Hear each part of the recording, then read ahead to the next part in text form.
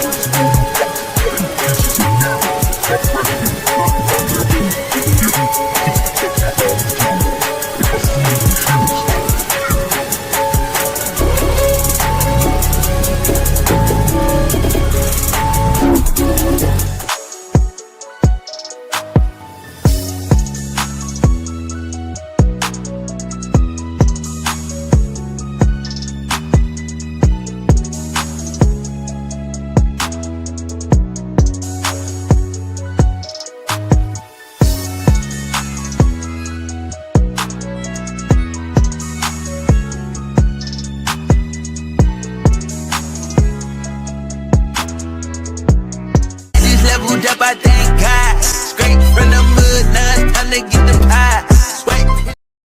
All right, family, give me a second.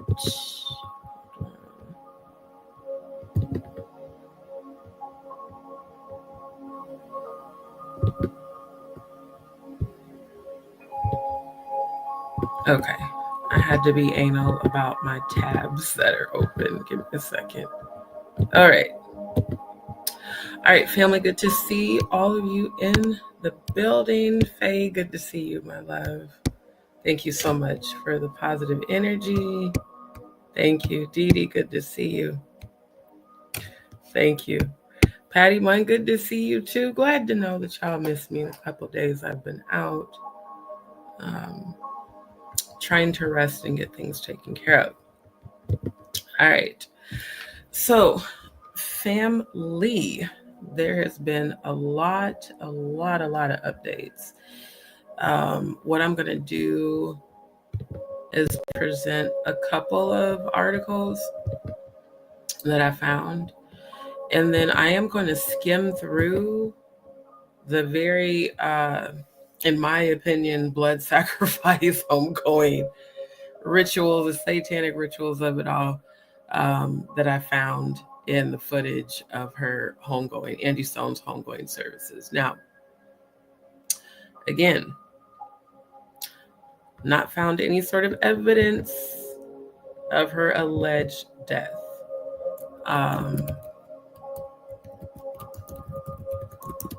Actually, no, what I'll do is I'll wait until I share screen and then pull that up.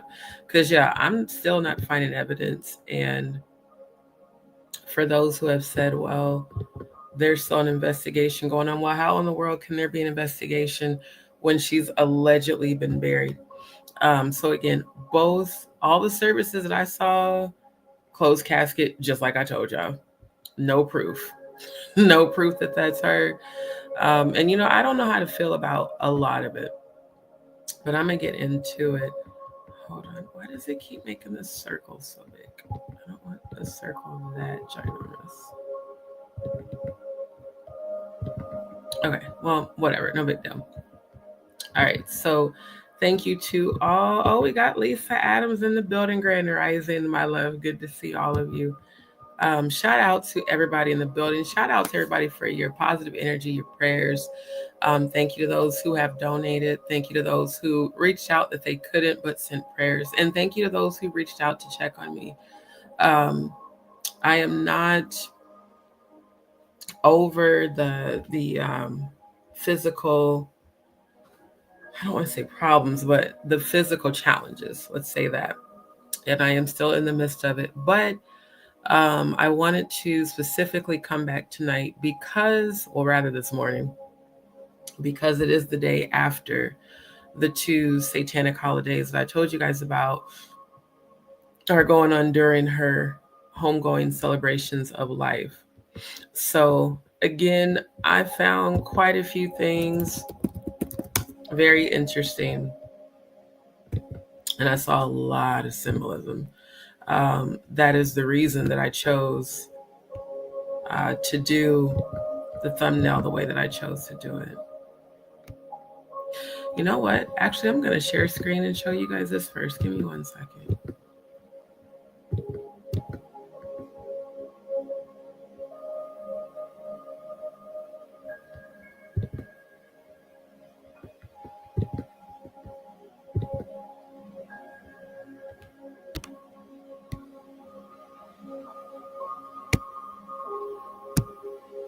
Okay, there we go.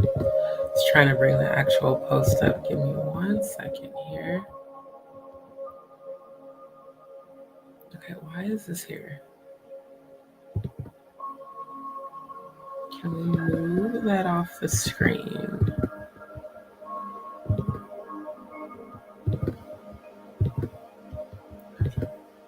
Okay, there we go. Trisha, good to see you, my love. So good to see you all in the building.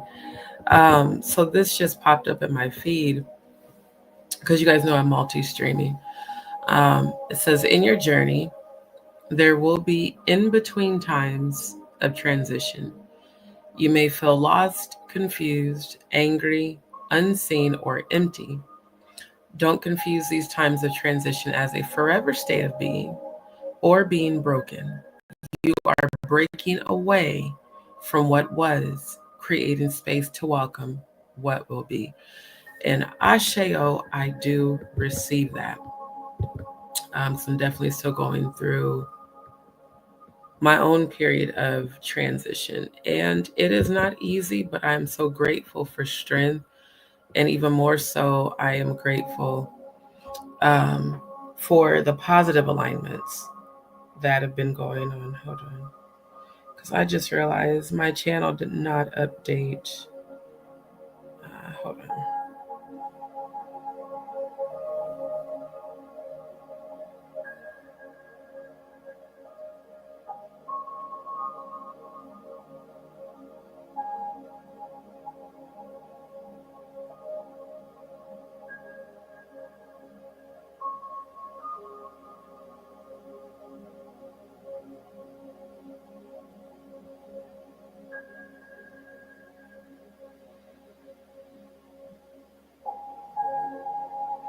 Oh, that's interesting that it's doing that. Okay, hold on, family. I thought it had updated my background, and I guess it did not.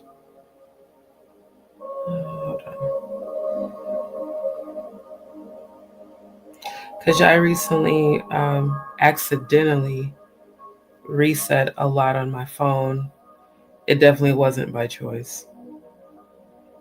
Because y'all know we're in this retrograde, and retrogrades cause a lot of issues. So yeah, I've had to reset a lot of things, and some things I'm actually locked out of, just because of the fact of me having so many security settings set up, and then certain apps either were deleted or uninstalled. Give me 1 second.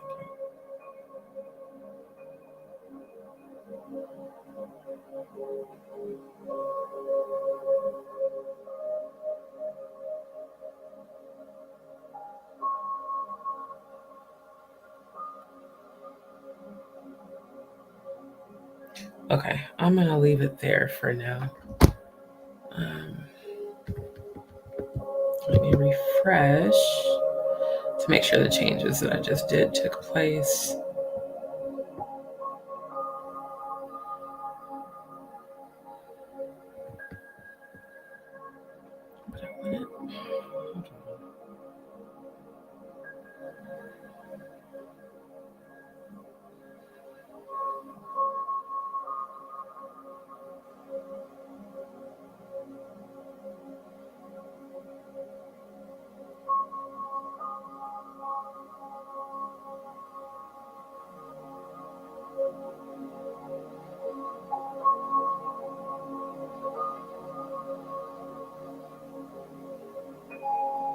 Okay, I guess I'm gonna have to leave it as is.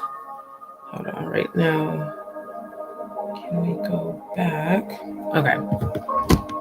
So yeah, for whatever reason, my profile photo in my background for my YouTube channel, I just realized did not update. Now, I love these positive types of affirmations. By the way, this is from the Soul Guidance page, which I have definitely been following for quite some time. This is the one I was looking for, Eclipse Portal. So Mercury is officially retrograding. It technically started on the 15th, 2 days ago, which ironically is also the same day as the last day of their satanic holiday, Ides of March, which I'll bring up here in a second. So Mercury has officially entered its 3-week retrograde, intensifying an already potent cosmic landscape as we sit within the eclipse portal in Venus retrograde. So Venus and Mercury are both retrograde. Venus retrograde is meant to help you, it brings up feelings that have been suppressed, whether those feelings are of light or of dark. Basically, whatever needs to come up for you and show up, take it as either a part of you that has healed or a part of you that still needs to heal.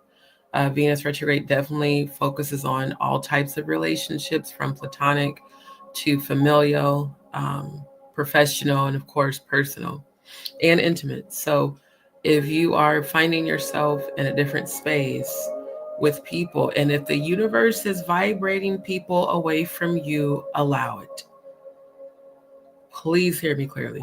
If the universe is allowing people to vibrate out of your frequency, it is for your highest good. Release them and move forward. Mercury retrograde.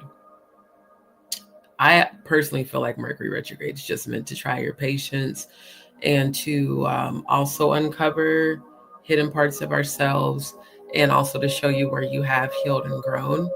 But Mercury retrograde causes a lot of delays, a lot of technical issues, a lot of communication issues, a lot of things kind of becoming very chaotic. So if you find that in your life, it seems like things are a little chaotic right now, what I am literally learning as I go through this is to grow through it, grow through what you go through.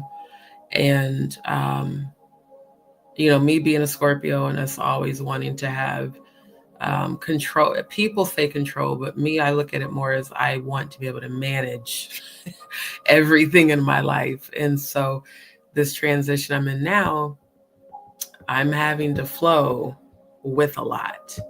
And that is not always the easiest to do, especially as a Scorpio. Again, when you are so used to being able to handle everything and manage everything, and all of a sudden,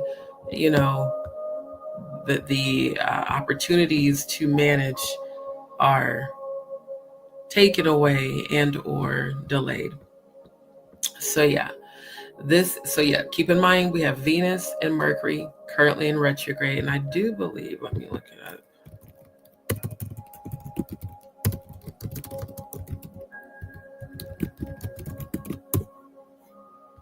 So I think there's another one coming up in a couple of weeks. Let's take a look.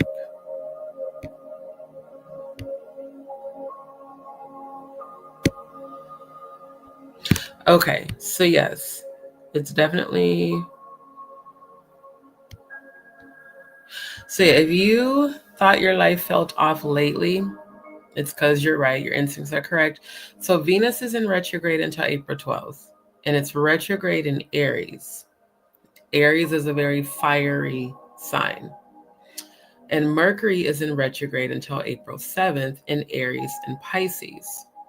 So definitely having all of these energies and frequencies can cause a lot. So, like it says, during these astrological events, try not to freak out. In fact, it would be wise to address your toxic, negative, and self-destructive behaviors during this chaotic time before it makes these astronomical events feel even worse. So I know that we are all human and divine.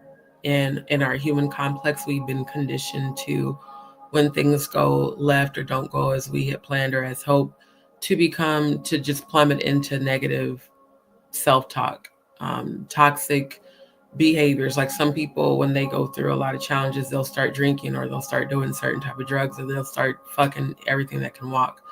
The whole objective is to not fall back into any sort of negative patterns or self-destructive behaviors. And sometimes self-destructive behaviors come in constantly dwelling on or focusing on all the negative things that we perceive to be negative happening in our life. And a lot of times what we perceive to be negative is the universe trying to shift things and people and circumstances out of our lives to make way for what we actually deserve. So definitely, when Mercury, the information gathering planet, is a retrograde, expect delays related to communication, transportation, and technology. So if you've experienced that in communication with people or transportation, maybe your vehicle or something's not going right, technology, just like with my phone, how it just decided to randomly delete a bunch of apps and certain apps that I had set up with security settings, I can't get back into. And I've been so frustrated, trying to get that taken care of over these past few days. And I had to realize, you know what? So be it. So yeah, if you guys don't see the multi-stream on my current Facebook page, there's a reason for that. I do have another one that I started a while ago, but I just never updated or really uploaded much content. But that is the one I'm multi-streaming to tonight. So I will update my information on YouTube so that you guys can actually follow that profile and catch the replays there. So these 3-week periods, which occur 3 to 4 times a year, are opportunities for self-reflection, research, and revision in whichever house of your birth chart Mercury is moving backwards through. So a retrograde just basically means that planets are moving backwards. So yeah, for those who don't know, because Mercury is a fast-moving planet and celestial body clock closest to the sun, which represents self-image and identity in astrology, we usually feel its transits in a more apparent way than other planets. For that reason, when you hear about a retrograde coming up or happening right now, chances are the conversation is revolving around Mercury retrograde. So yeah, here are the Mercury retrograde 2025 dates. So from March 15th to April 7th, Mercury is retrograde in both Aries and Pisces. So if you have any sort of planetary placements within Aries and or Pisces, or any sort of your zodiac or your birth chart is in either one of those signs, expect your experiences to be a little more intense than most people's. And then it comes back again July 18th through August 11th and November 9th through the 29th. Ironically, it starts again on my birthday. That is hilarious. So Venus retrograde, Venus, the planet of relationships, art, values, and money, goes retrograde every 18 months for about 6 weeks. During these periods, you're usually challenged to reflect on and tie up loose ends related to romance, earning, and your perception of beauty. So Venus has been retrograde since March 1st, and it will continue to be retrograde in Aries and Pisces until the 12th. So yeah, don't freak out if it seems like everything's going to shit. It's just a test. Flow through it. Like I'm literally doing that daily. So yeah, this 2 retrogrades in the eclipse portal, not just another planetary shift. This is complete energetic reset. We are moving through a space of heightened cosmic activity with the equinox in 5 days. Keep in mind the spring equinox is coming up. Now, on the Satanic Ritual calendar, which I will show you guys, the spring equinox means something very diabolical. But on the higher frequency, the lighter side of things, the equinox is actually the start of a new beginning. And that's why I love how it puts in parentheses balance and recalibration. Saturn changing signs on March 29th, the solar eclipse on March 29th, new beginnings and timeline jumping. So just embrace the new beginnings. Now, for those who have asked about spiritual psychic readings, again, you're going to go to my channel, click on posts, and eventually I will move this post to the top, but I've had so many other things I've been having to deal with, even in the 2 days I haven't been on YouTube. So you're going to scroll down to the 5th post. The instructions are here to choose your category of your spiritual psychic reading, choose the time frame that you want for your reading, and if you want me to be live on video, as I am now, you will add a $10 donation per reading. Channeled ancestral and psychic medium sessions are $6 donation per hour. Virtual Reiki healing sessions are $65 an hour donation. Now, with the Reiki, that is definitely something that is very beneficial. And just be sure that when you select that, that you're aware. Like one person had emailed me asking for a Reiki healing session for her and her husband. It's per person, so it's not like a group sort of a situation when it comes to that.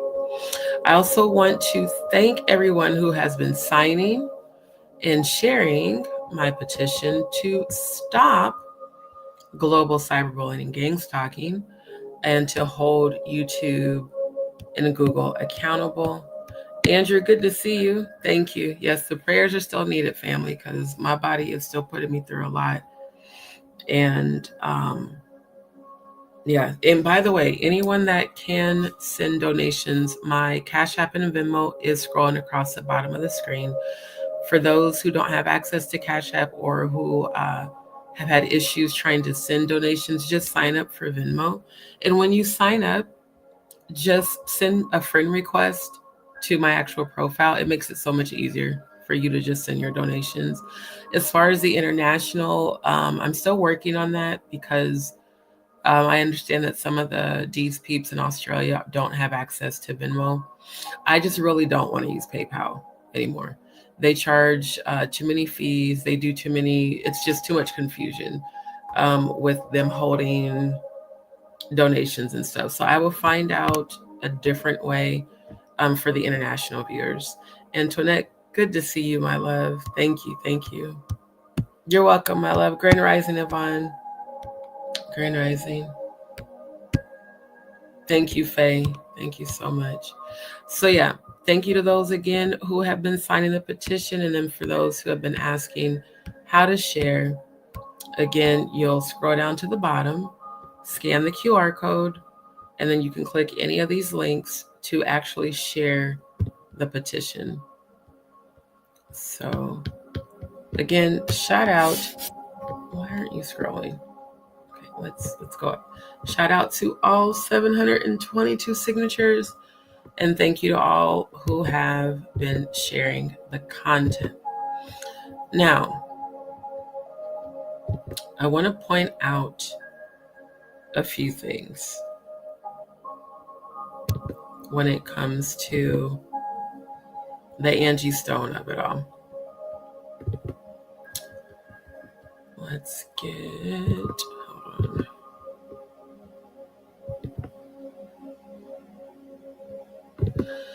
All right, so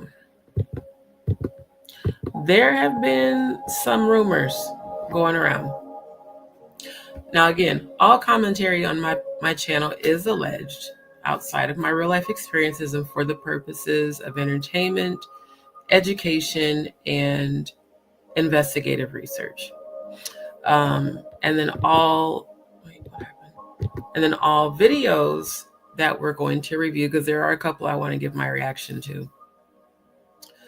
All videos that I'm reviewing are for the purposes of fair use.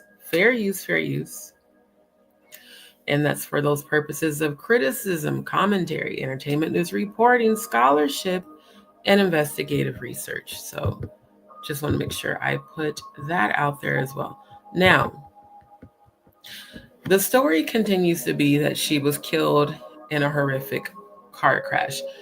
The whole title to this, All Hip Hop, I'm going to have to call y'all out.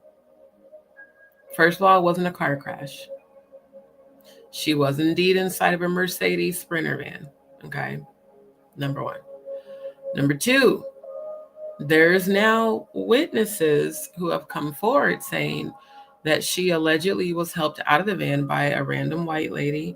And then the truck, the big 18-wheeler, allegedly ran her over. It didn't run into the already overturned van.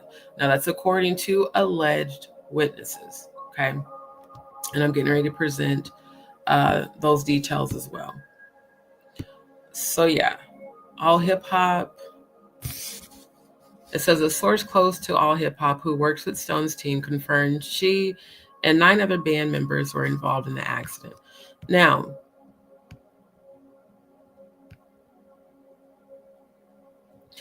the crazy thing is, where is it at? Here we go. Okay. Now, they don't say who the source is. They just say a source close to Angie, okay? What I also want to point out is that her sacrifice did occur, why the fuck can I talk? Did occur during a satanic ritual holiday and also the day after her son's birthday. And keeping in mind her son's, I won't say thirst, but his intense desire to join the industry is a little off-putting, given who his mother was and how much she spoke out against it. It's just all still very, very weird. Okay, unfortunately, I guess that food I ate. Okay. Now, I also want to point this out too.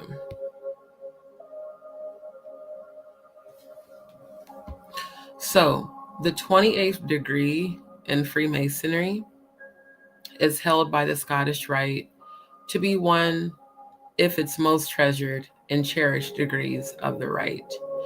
It says this is because of its deep philosophical and mysterious nature. As a Mason, you are taught in the ancient craft to build a temple of your character, to build a temple in your heart, and to perfect yourself morally and create a temple by which God can dwell. Now, what's crazier about this is that they've always said that Freemasonry is devoid of religion, and that they allegedly pledged to Lucifer and the Grand Architect.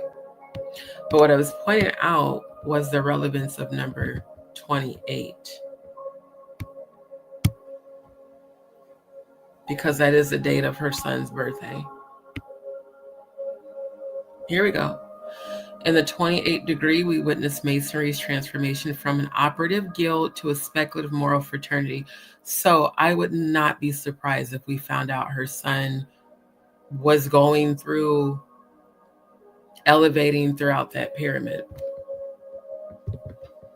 I wouldn't be surprised at all.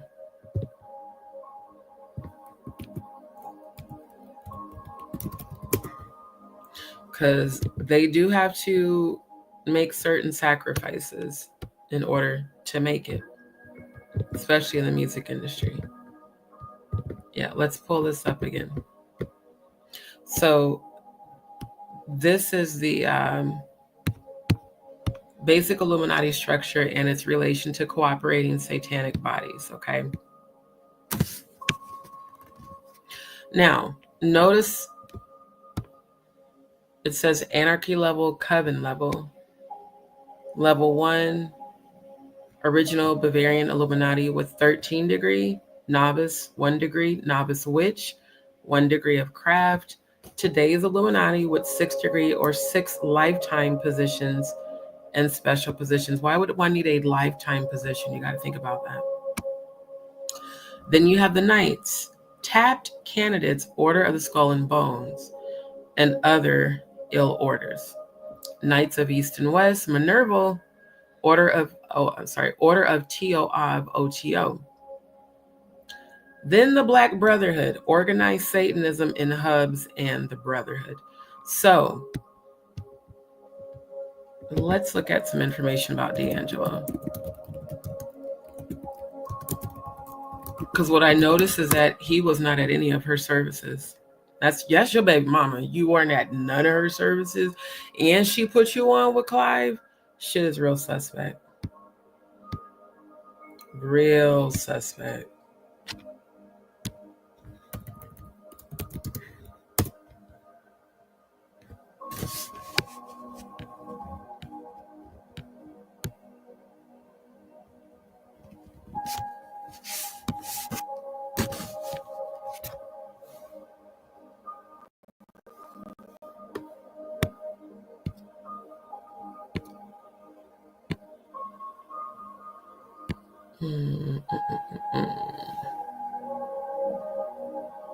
Now it says D'Angelo's father was a Pentecostal preacher. Oh, the irony, because those are the damn cult-ass churches I come from. And D'Angelo was raised in an entirely Pentecostal family. That explains a lot about him. Just trying to see if there's any deeds.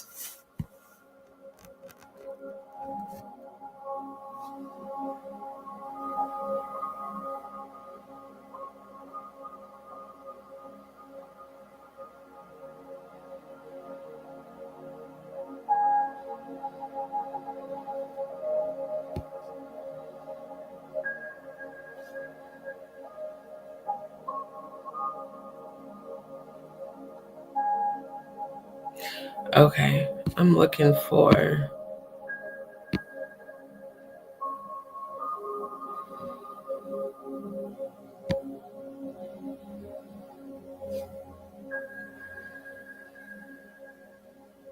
Oh yeah, no, How Does This Feel is one of my favorites. I'm trying to find information about Clive in here.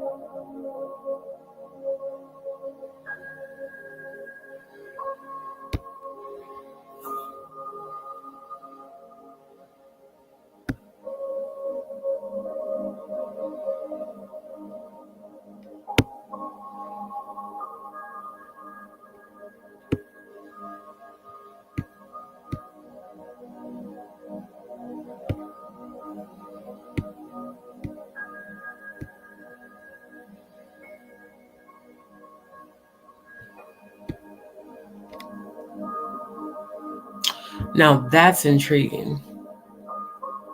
In 2024, D'Angelo featured alongside Jay-Z on his song I Want You Forever from the soundtrack to the film The Book of Clarence. In September 2024, Raphael Sadiq said D's in a good place and that D'Angelo was working on a new album. Now that is extremely telling, because I didn't even know that. So he did a song with Jay-Z just last year. You know what? I swear to God. Let me get my funky Dineva voice. Is it me?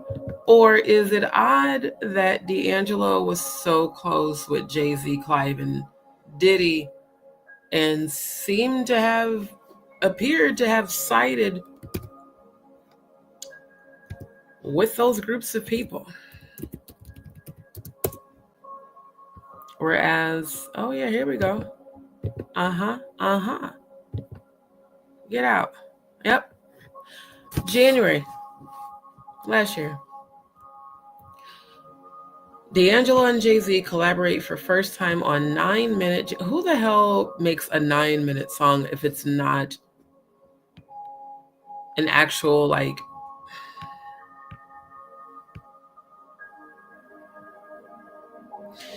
it's been nearly 10 years since D'Angelo released his last album, Black Messiah. That's a pause. We have Jehovah, and then we have him, Black Messiah. Interesting.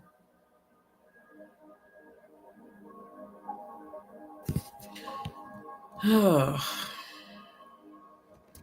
Want You Forever, one of the most highly anticipated tracks off the soundtrack for the biblical comedy drama, The Book of Clarence.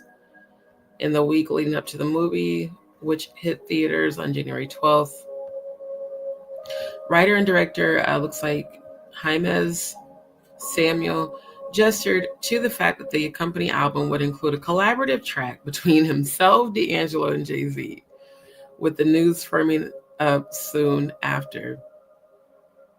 Wow. Not only would the world be privy to a new D'Angelo song, but also a verse from Jay, whose output has slowed to such a trickle over the past few years that it's a Sean Carter holiday when he pops up on his, because Sean Carter is not a real artist, that's why. But I didn't know that till now. Wow, let me show y'all this again. And what's even more crazy is this is a whole new account and StreamYard is still doing this fuckery. As soon as I mentioned Jay-Z, they stopped the audio. I haven't even played a damn video yet. Every time y'all do this shit, StreamYard, Leo Cohen, and Jay-Z, I'm going to expose y'all every time. Because this is dumb as hell.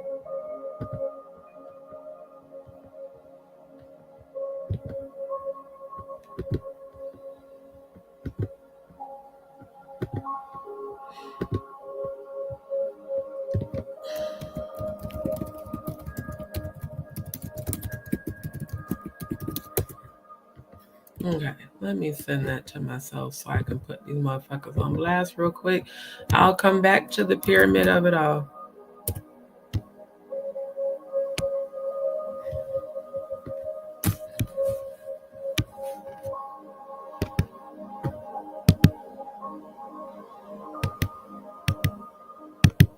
Who if you don't open this goddamn folder?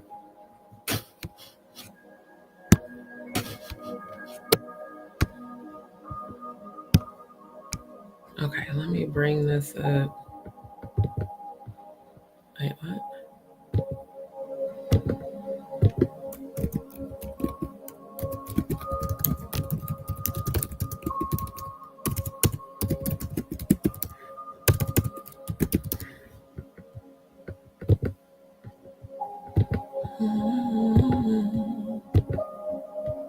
Okay, so let's share screen. Y'all see this shit here?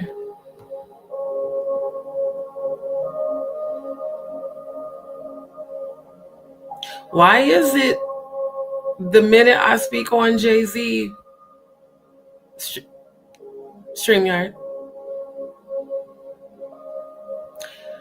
you got some explaining to do, StreamYard.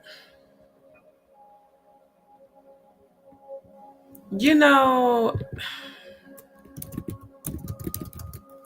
do I really got to put y'all on blast every live?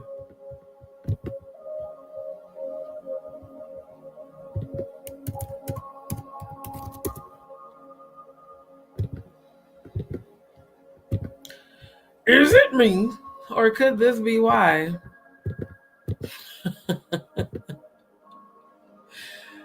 Y'all keep stopping the goddamn audio.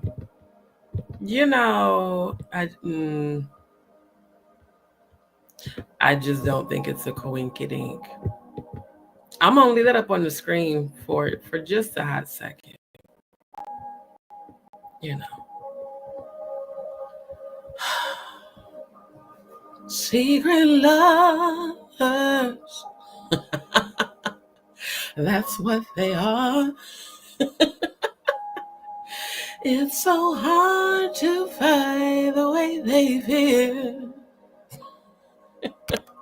Child, when I tell you this photo look like homies over hoes, homies over hoes, do the homie. Boy, I'm trying to tell you. He looked happier with his alleged bottom bitch bussy buddy than, Miss You Only Love Me When I Ain't There. Go visit Becky with the good her. It's just very cozy. It's very cozy for two alleged heterosexual men. I'm trying to tell you, Faye, they got to be. They got to be. Yes, everybody hit the like button. It's very telling. Denise, thank you so much, my love. It's very telling. Secret lovers.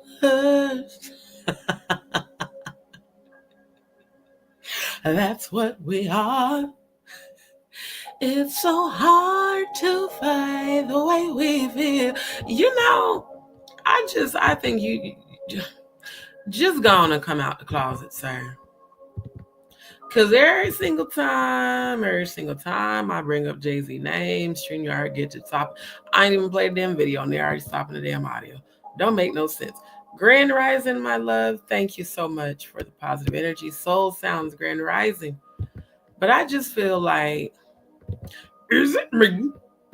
Or is this why? Is that why y'all keep just... Because every time I bring up Jay-Z, I mean every time, y'all go to stop an audio. Shit is mad weird, bruh. It's real weird. It's even more weird because literally I haven't played any videos yet.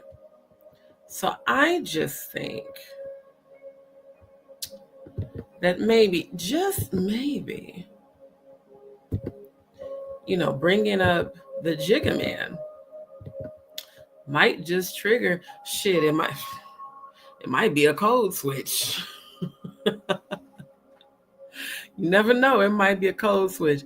But I tell you what, I think it's real crazy how feminine D'Angelo looks in this photo. I think it's even more crazy that he didn't show his black ass to Nan's celebration of your baby mama. That puts you on.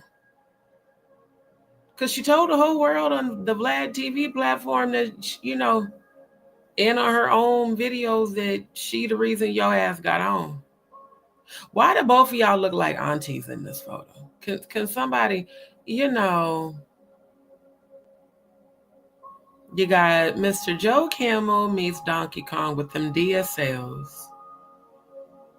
And then you got, D'Angelo, back when you was considered a sex symbol, you wasn't dressing like somebody damn auntie, sir. Because I used to think your ass was fine back in the day, because you were. But now you just look like you need to live in your truth. And ain't nothing wrong with it. Come on over to the rainbow community. Y'all know I'm bisexual. I don't give no fucks. I would just rather you live in your truth. Because you look like you've been grabbing the mango.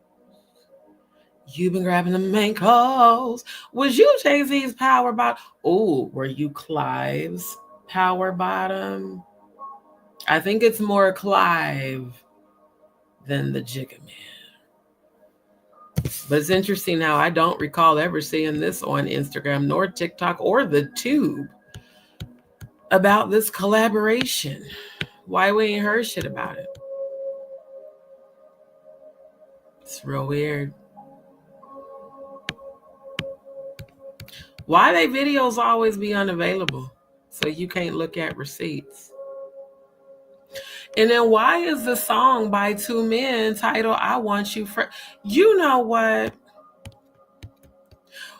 I want you forever? Forever, ever? Ever, ever? Really? Sir? Sir? I'm going to need you to live in your truth. I swear to God, I'm gonna need you to live in your truth. Look, Don't they both look like some damn aunties? And don't D'Angelo look like a good bottom bitch? I'm just saying. I think between him and Leor Cohen, somebody been grabbing them ankles. Shit. Because nothing about this says sex symbol. D'Angelo, you went from a 90s sex symbol to having the tattoos and the 6-minute abs and shit and the muscles and just being fine as all. And then now you just look like you've been turned out. Look like maybe you've been at the diddlers' parties, you know, with the alleged satanic rituals of it all. I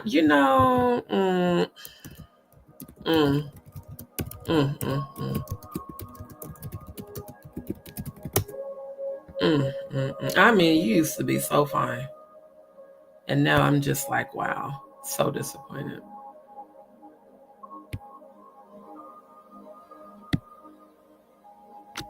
Let me see, is you on this list of the people that...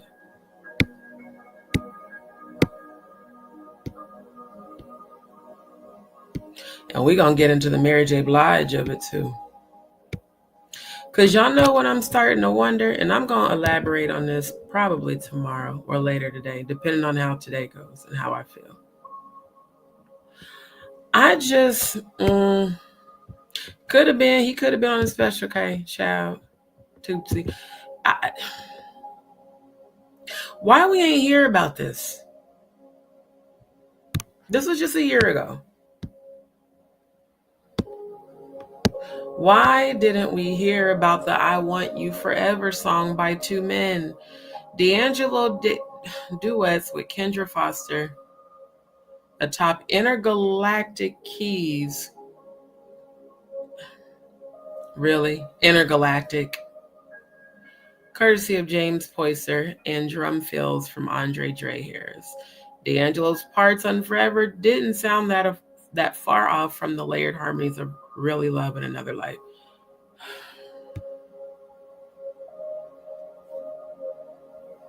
Now this is even more interesting.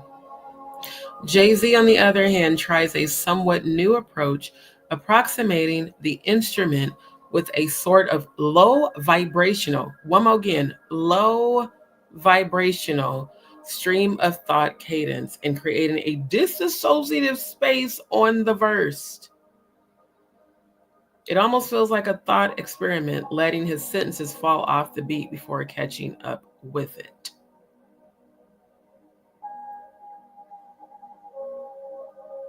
Low vibrational stream of thought. Low vibrational stream of thought cadence and creating a disassociative space on the verse. If he's creating a disassociative space on the verse, then that is the frequency that is emanating to anybody who listens to that song. It just be the audacity for me to actually put that off in there about low vibrational verses and creating disassociative type bullshit. It's just real crazy.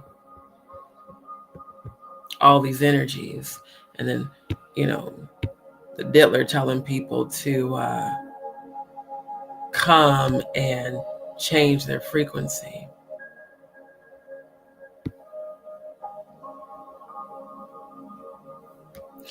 And the question is, why did Jay-Z and D'Angelo collaborate on this song in January of 2024? D'Angelo, why you wasn't at your baby mama's funeral? Why you wasn't down? Let me get in my funky Dynevor voice. You know he called funerals fume. Why you wasn't down to the fume? That's your alleged son's mother. Maybe you wasn't at her funeral because maybe that ain't your child. I've been saying that for a minute because he don't look nothing like you. He don't. You up here looking like somebody goddamn auntie. Your son up there looking like he done ate 10,000 State Puff Marshmallow Man off of goddamn Ghostbusters. It just, if that's even your son. But I'm just saying. The fact that the son's birthday is on February 20th, 228,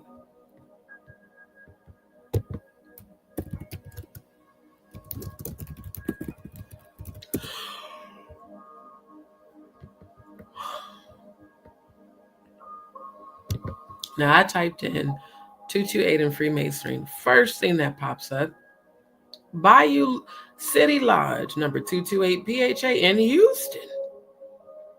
It's out here.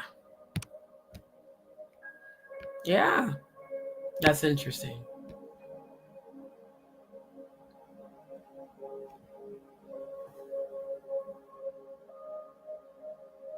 That is interesting. What's even more interesting is this emblem says it was chartered on July. You know what?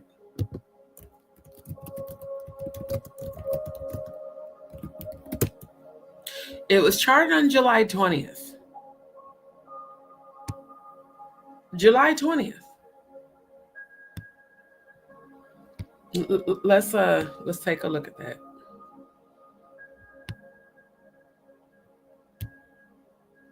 Okay, go back.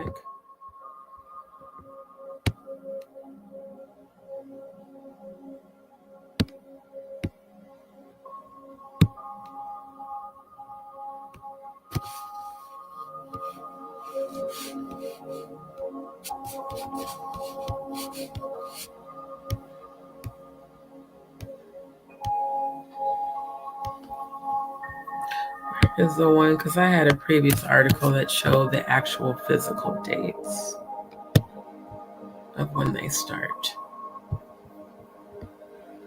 That is the most bootleg website I've ever seen. I'm definitely not sharing screen of that.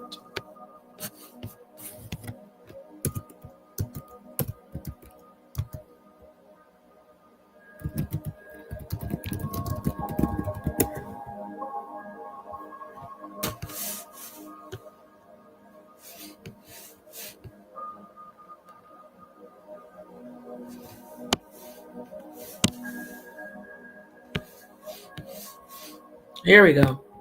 I knew I was going to find it. Yeah. July 20th.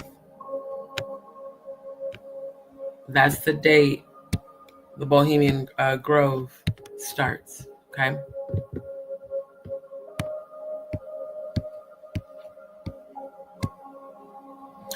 It's also the date where they do abductions and ceremonial preparation and holding of sacrificial victim for grand climax.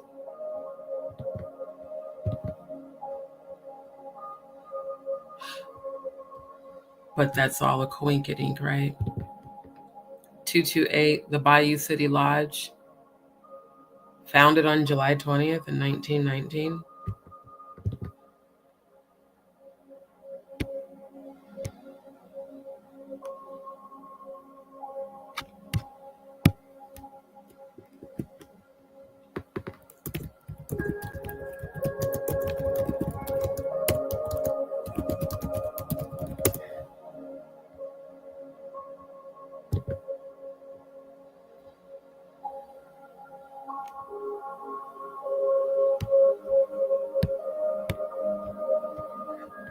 Oh, damn, I can't make it bigger. I wanted to make that image larger.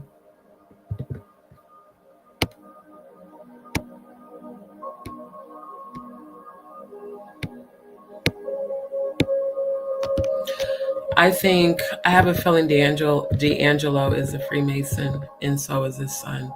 And I think that this whole entire charade is a part of some weird blood sacrifice.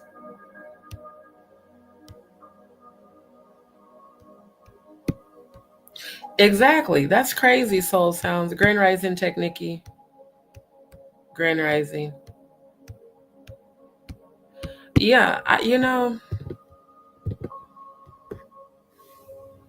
let's look at the date. Date of D'Angelo and Jay-Z song.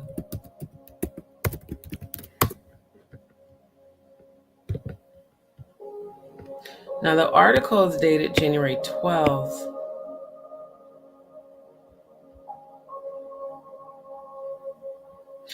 Then it's also the blasphemy of calling it biblical. But then again, they do have their King James Masonic Bible and their King Solomon Masonic Bible. Now, this was published on January 8th.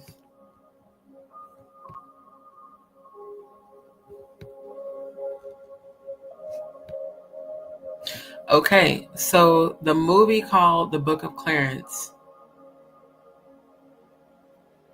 it was in theaters on January 12th.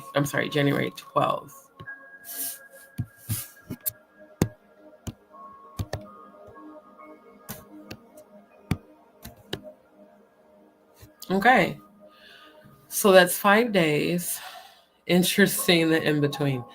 It's 5 days after the Saint Winabald Day Satanic celebration and 5 days before the Satanic Rebel celebration. So we've got a blood ritual on January 7th where they do animal and or human sacrifice and dismemberment. And then we've got the Satanic Revels, which is sexual rituals, oral, anal, vaginal, 7 to 17 female.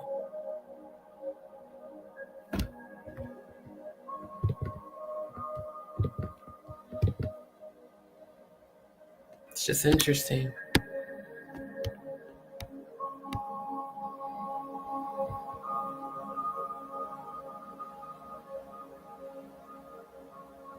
Now, this is real crazy. This says, as for the movie itself, The Book of Clarence is set to hit theaters on Friday, January 12th. It stars Lakeith Stanfield as a down-on-his-luck man named Clarence living in 29 AD Jerusalem who looks to capitalize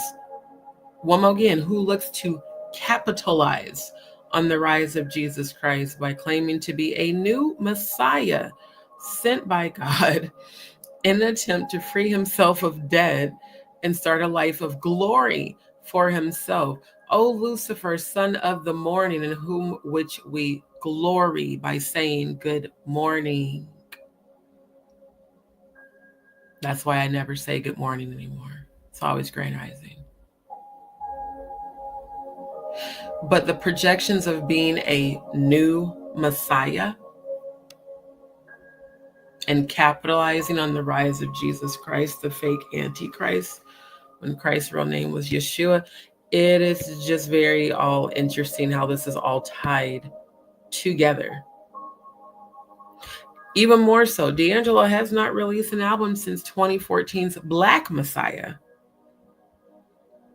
and has only released one single in the last decade. Again, for a soundtrack, the video game Red Dead Redemption 2. You know, I can't make this shit up, bro. Like I said, I've been wondering this whole time, why the fuck D'Angelo, not only did he not show up, he hasn't had shit to say at all. He hasn't had shit to say about his baby mama's alleged death. And I'm going to keep saying alleged until an autopsy report, a death certificate, or a real obituary has been put out there.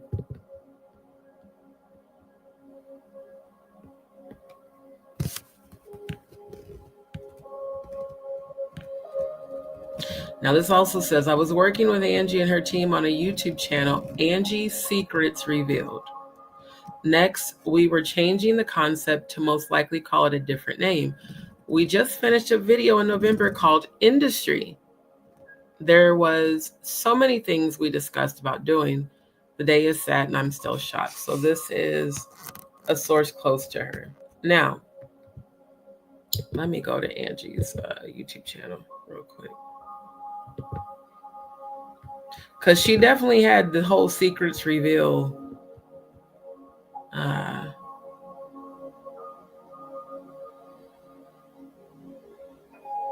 Hold up.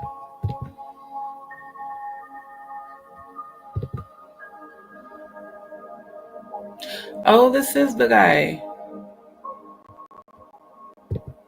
This popped up when I was looking at my subscribers. Yeah, Stone Paxton. He's the one that showed up in my live last week.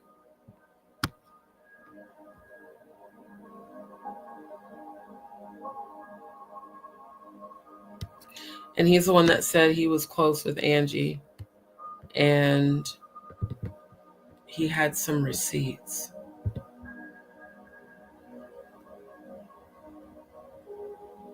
Oh, wow. He just posted a video. Why did Angie Stone mention my name? Tyler Perry asked, where is Angie's money? You know what's crazy is Tyler Perry asking that. As wealthy as he is, sir, why do you care? And do you care, or was that just a public moment? Why did Angie Stone mention my name?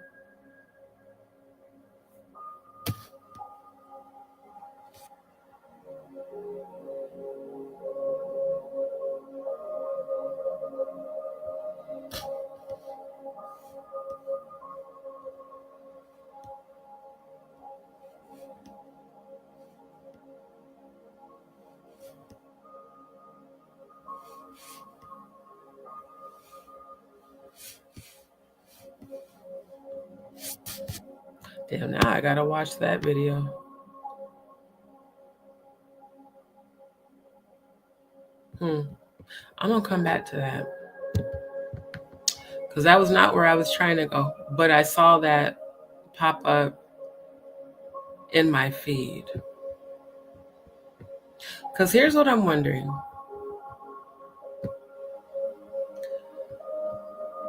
Is it possible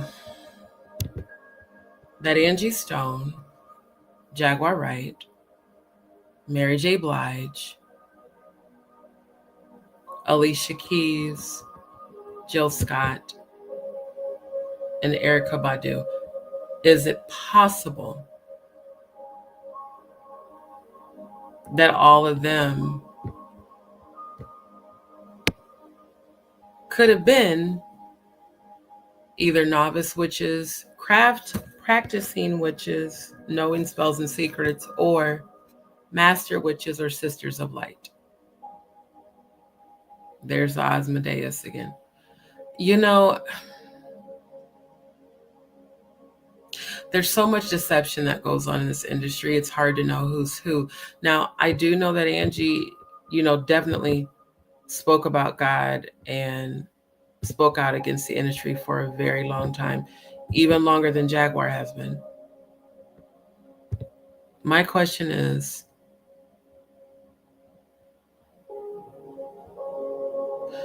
was she truly for God? I really hope she was. I really, really do. But it really is hard to know,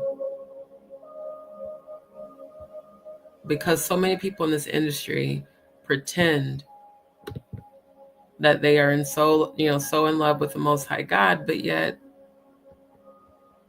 have been caught in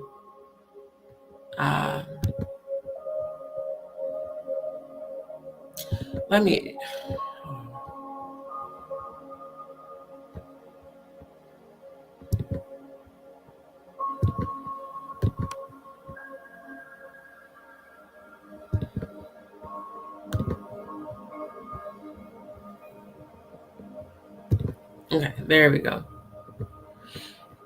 I just really wonder,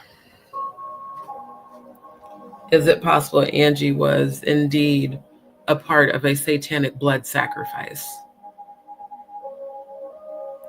Because the accident story ain't lining up anymore at all. Now, on Lipstick Alley, woman involved in the crash that led to the passing of Angie Stone confirmed that the Sprinter van had crashed before being hit by the 18-wheeler. And I showed you guys that on the very first live I did about this. By the way, when I was searching in YouTube earlier tonight and I typed in Angie Stone, for some reason, several videos were in the feed by different content creators that I've never heard of, stating that Jaguar Wright claimed Angie Stone was sacrificed. Ma'am, give credit where credit is due. You stole that shit from my channel. Because I spoke about Angie's sacrifice when it happened. And I've been seeing all these videos popping up People saying, oh, Jaguar Wright said she was sacrificed. No, ma'am, no ham, no turkey. I said that shit. Motherfuckers really be copying off my channel. It's real weird. And the way I know it was copied is because it was days after I did my live where I said that, you know. Just want to throw that out there. I'm going to need y'all to stop copying off my channel. Give credit where credit is due. If you receive the information here, just make sure you give a shout out to where you actually got it from. Serene, good to see you. Thank you, my love. It was real weird. Yeah, it was real weird. Because Tyler Perry, why? I mean, what do you have to do with Angie Stone? Nothing. Not nothing at all. Maybe you just wanted to be relevant. You know, a lot of people clout chasing off her alleged death. It's crazy. Just like the family members selling T-shirts at the homegoings of it all. Right. That's what I'm wondering. I'm really starting to wonder because the one thing I noticed with all of her homegoing services, no one seemed to actually be grieving. It's a lot of facial expressions with zero tears. Also, I'll be sure, why weren't you at any of her celebrations? You know, you had so much to say in your post, and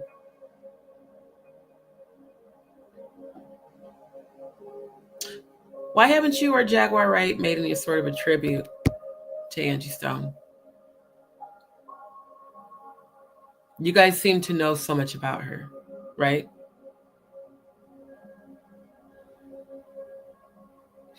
I wonder if I would have never did my live about Angie Stone, what information would Jaguar have had to run with? To go on other platforms and say, yeah, I know she was sacrificed. You wasn't talking about that shit until after I did my live, ma'am. Again, give credit where it's due. You heard it here first. Then I'll be sure with the posting of the private information. And, you know, a shout out to Tough TV because I think he might have also got that from my channel because I noticed it was a lot of the same imagery. But regardless, you know, a lot of people went in on Al for that post. So I just have a hard time believing that people like Al B. Shore, Jaguar Wright, and Mary J. Blige had any sort of actual grief feeling towards Angie Stone's alleged death. And I'm going to say alleged until I see documented proof, like a death certificate, a real obituary, an autopsy report. Autopsy reports, people are saying, well, they could take months. Not if the actual body's been buried. Again, why was her casket closed everywhere?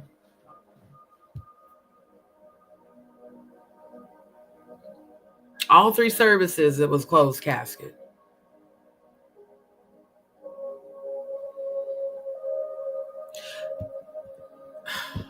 This shit is just so crazy.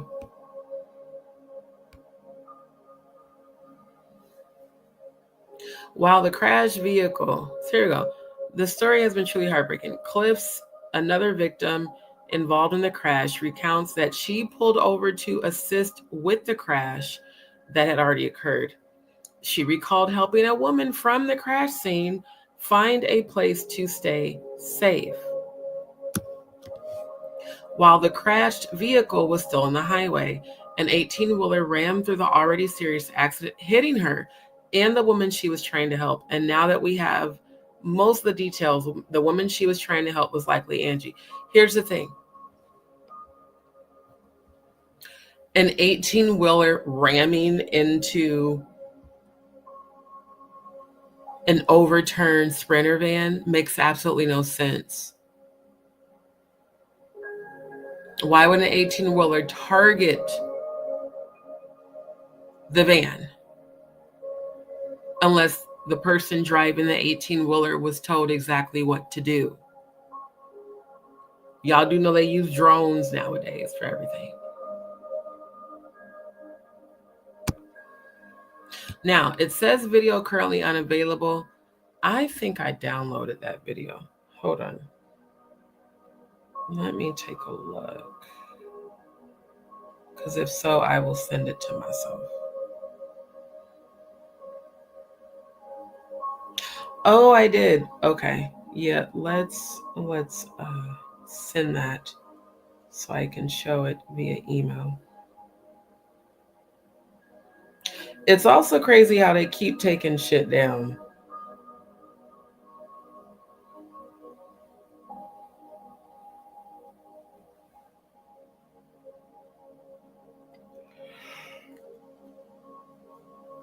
And I hate to say it, but I'm going to. Angie Stone's son has not showed an ounce of emotion since her alleged passing has been announced. Not one. The daughter has. But here's what I'm wondering. Is it real? Because again, I didn't see any actual tears come out of nobody's eyes. That's why I'm about to review that part of that video. Yeah, that was the Angie Stone wreckage. I'm so glad you're okay. Please get a lawyer and take care of yourself. This was traumatic. I'm so glad you're okay. And I appreciate you having respect for others in such tragedy. May Angie Stone rest in peace. So the Simply Courtney lady is the one claiming that she is the one that helped Angie. Heartbroken for her family, sending many prayers up for them during this difficult time. Oh my God, that was the wreck Angie Stone died in. Thank God you're okay. My heart is broken for her family. Again, why are so many people clout chasing? Why?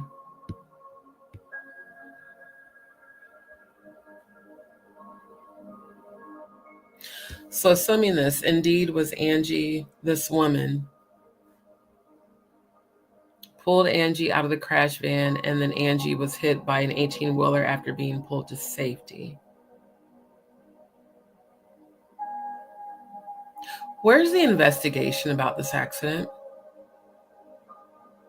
Because if that's the case, that person should be arrested for homicide. Because you don't ram into, see, it's always different stories. First, it rammed into the Sprinter van. Now it's no, the 18-wheeler just straight up hit her. Has either person who were driving the opposing trucks and vehicles, have they been arrested?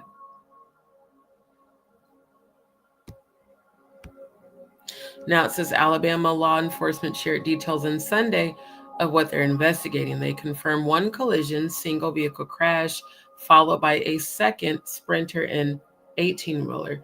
Just a horrible situation all around. The wording is very particular. Seems like the Sprinter lost control first and crashed, then was hit. And the Sprinter was being drove by Lethal Carter.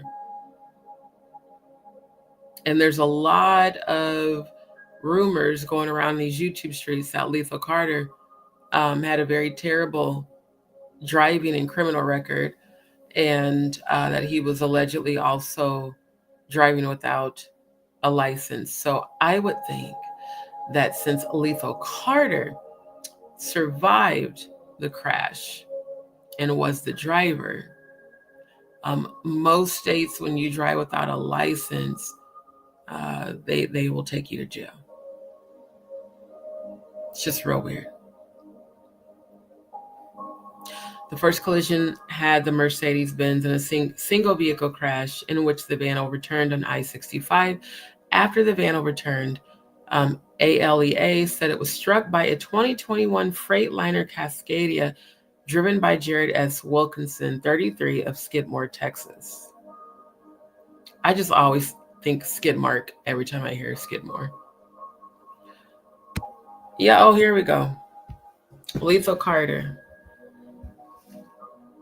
And they're talking about his bad driving record.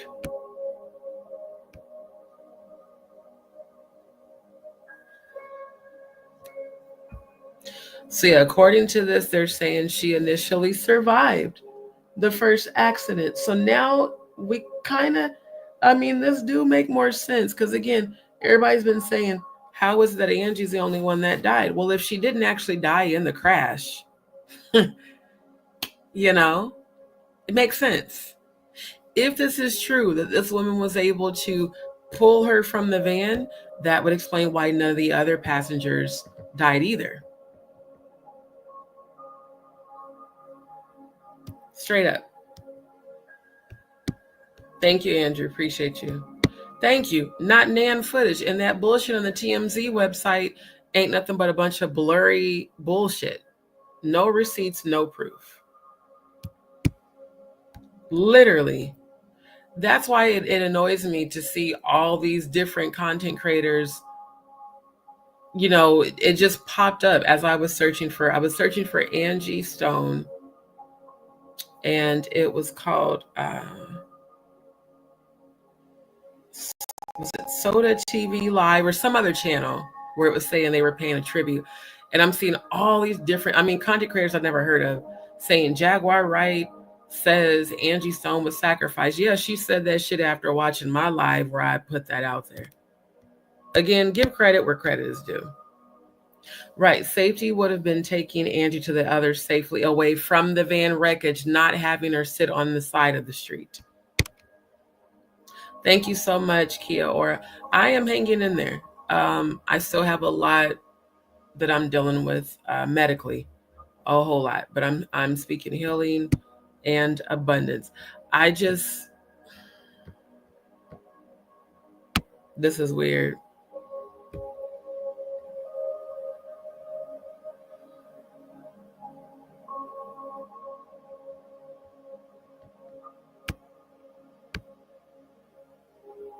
Right, 9 people in the van.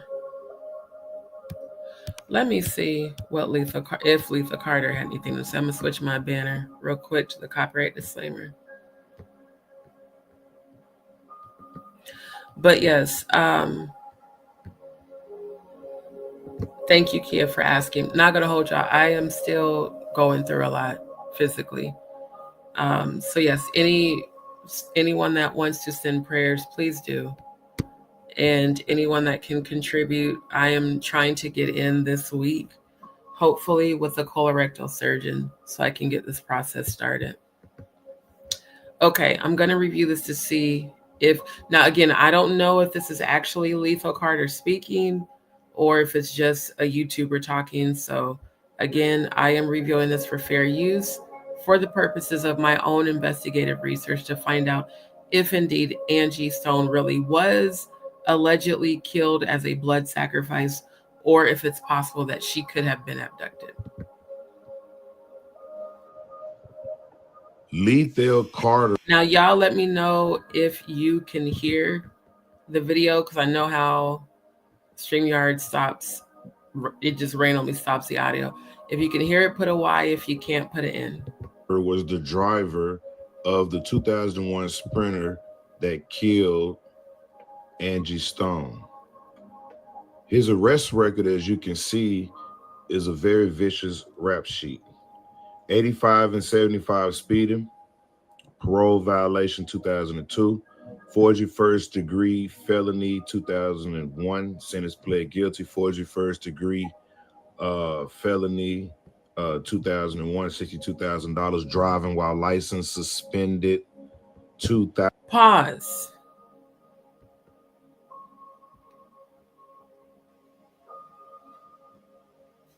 Mr. Letha Carter, you got some explaining to do. Because your rap sheet is long as fuck. And why do you be driving around with suspended licenses if you don't know that that shit can get you locked up and or get your vehicle impounded? It's real weird. It's even more weird that you were hired allegedly to be I'm saying allegedly hired because I don't know if you was. It's even more weird that you were placed to be the driver of her van. And we still don't have the details on if she willingly got into the passenger side of the van or if she was indeed allegedly drugged and put in there. 2000, driving while license suspended. Again, 2001, forgery second degree, transferred to state, forgery second degree, simple battery, 2000, investigated. Pause. Simple battery means he beat the fuck out of somebody.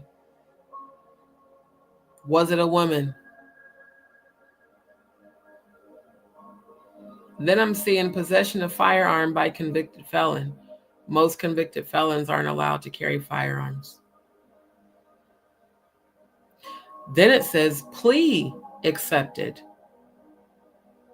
He was also in possession of cocaine, but he gave a plea bargain and it was accepted.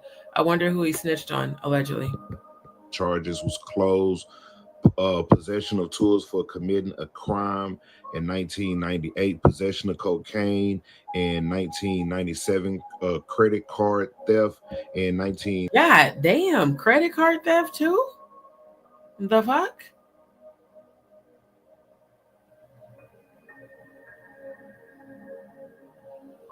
Ooh, child, we got battery, driving with a suspended license, all types of felony convictions, and credit. You know what? 1994, theft by deception. 1993, let me see, forgery. Pause. Lethal Randolph Bowman. Why is your name Lethal Carter on Instagram?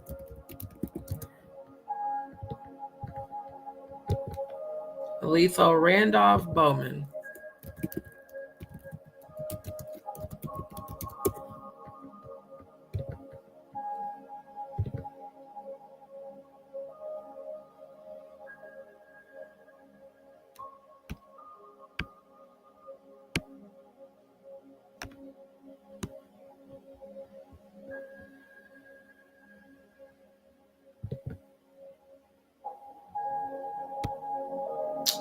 I ain't got no rough mugshot.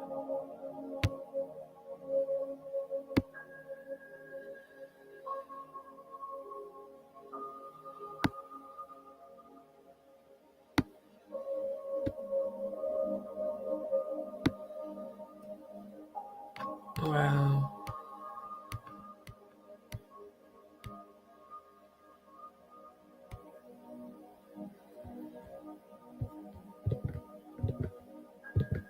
Because that is what this says on here.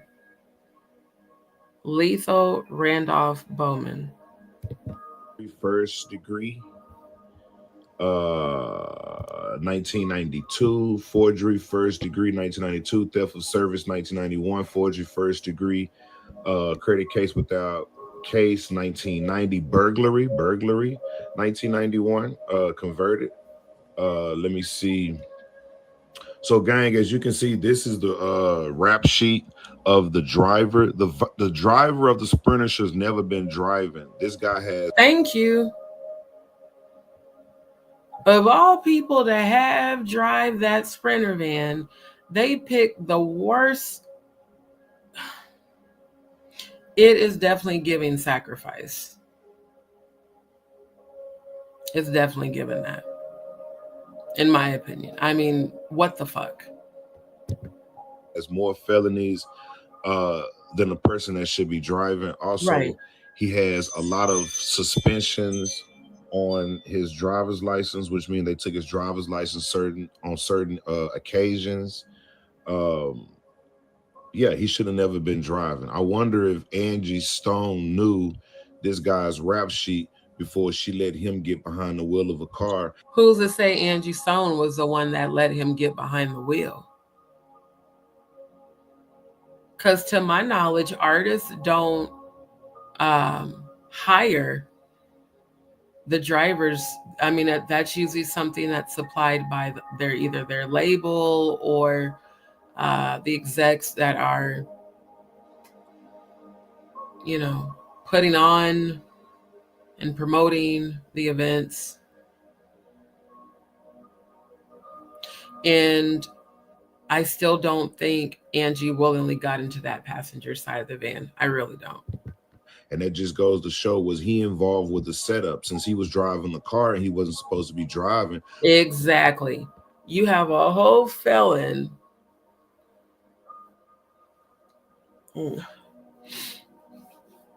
With a rap sheet miles long. I think I saw that number said 21 and he's still scroll. He's on page 40. Theft by credit card.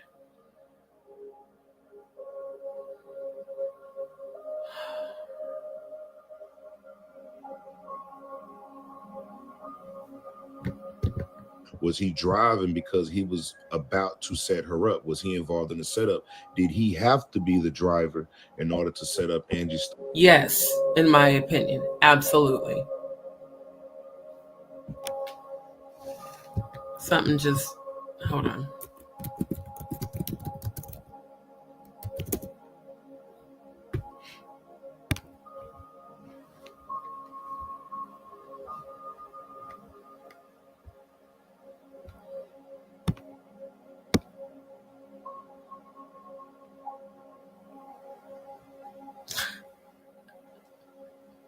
I fucking knew it.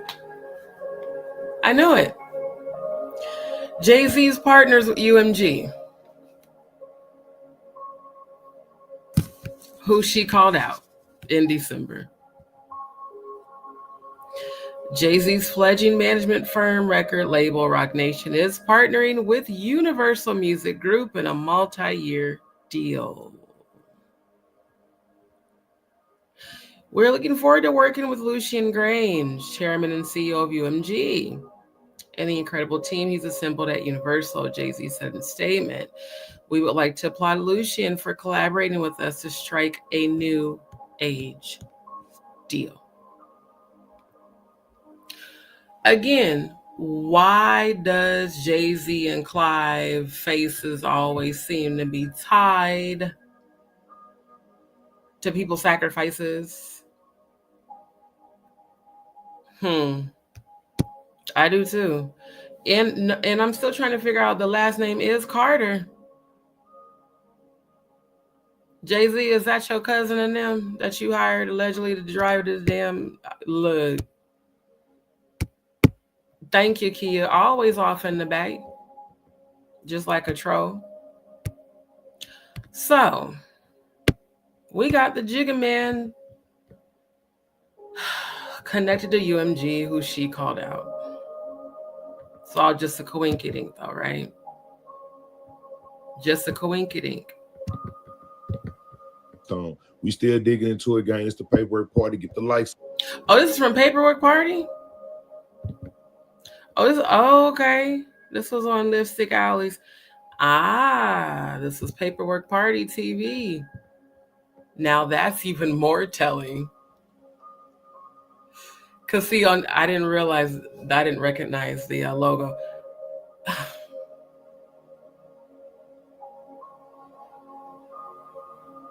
Sir.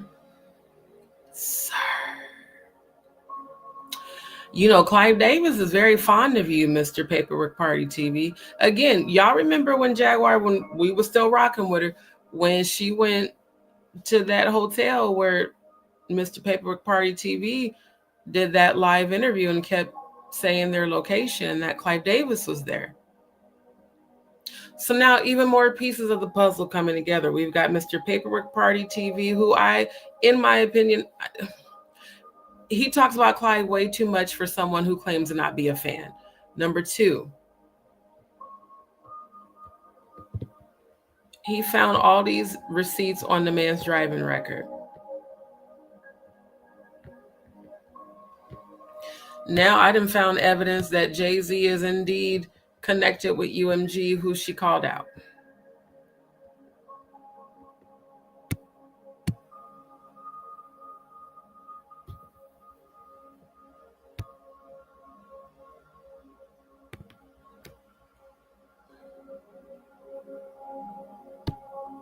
Yep.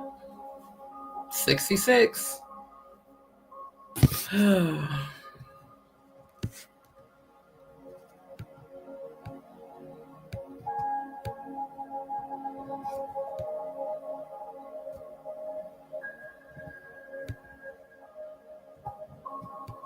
Wow. Wow.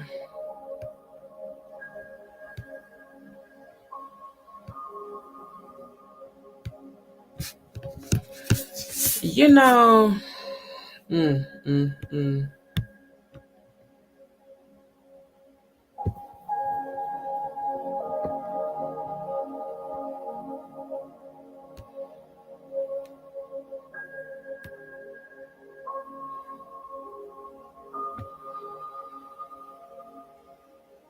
So a whole lot of Carters tied up in this.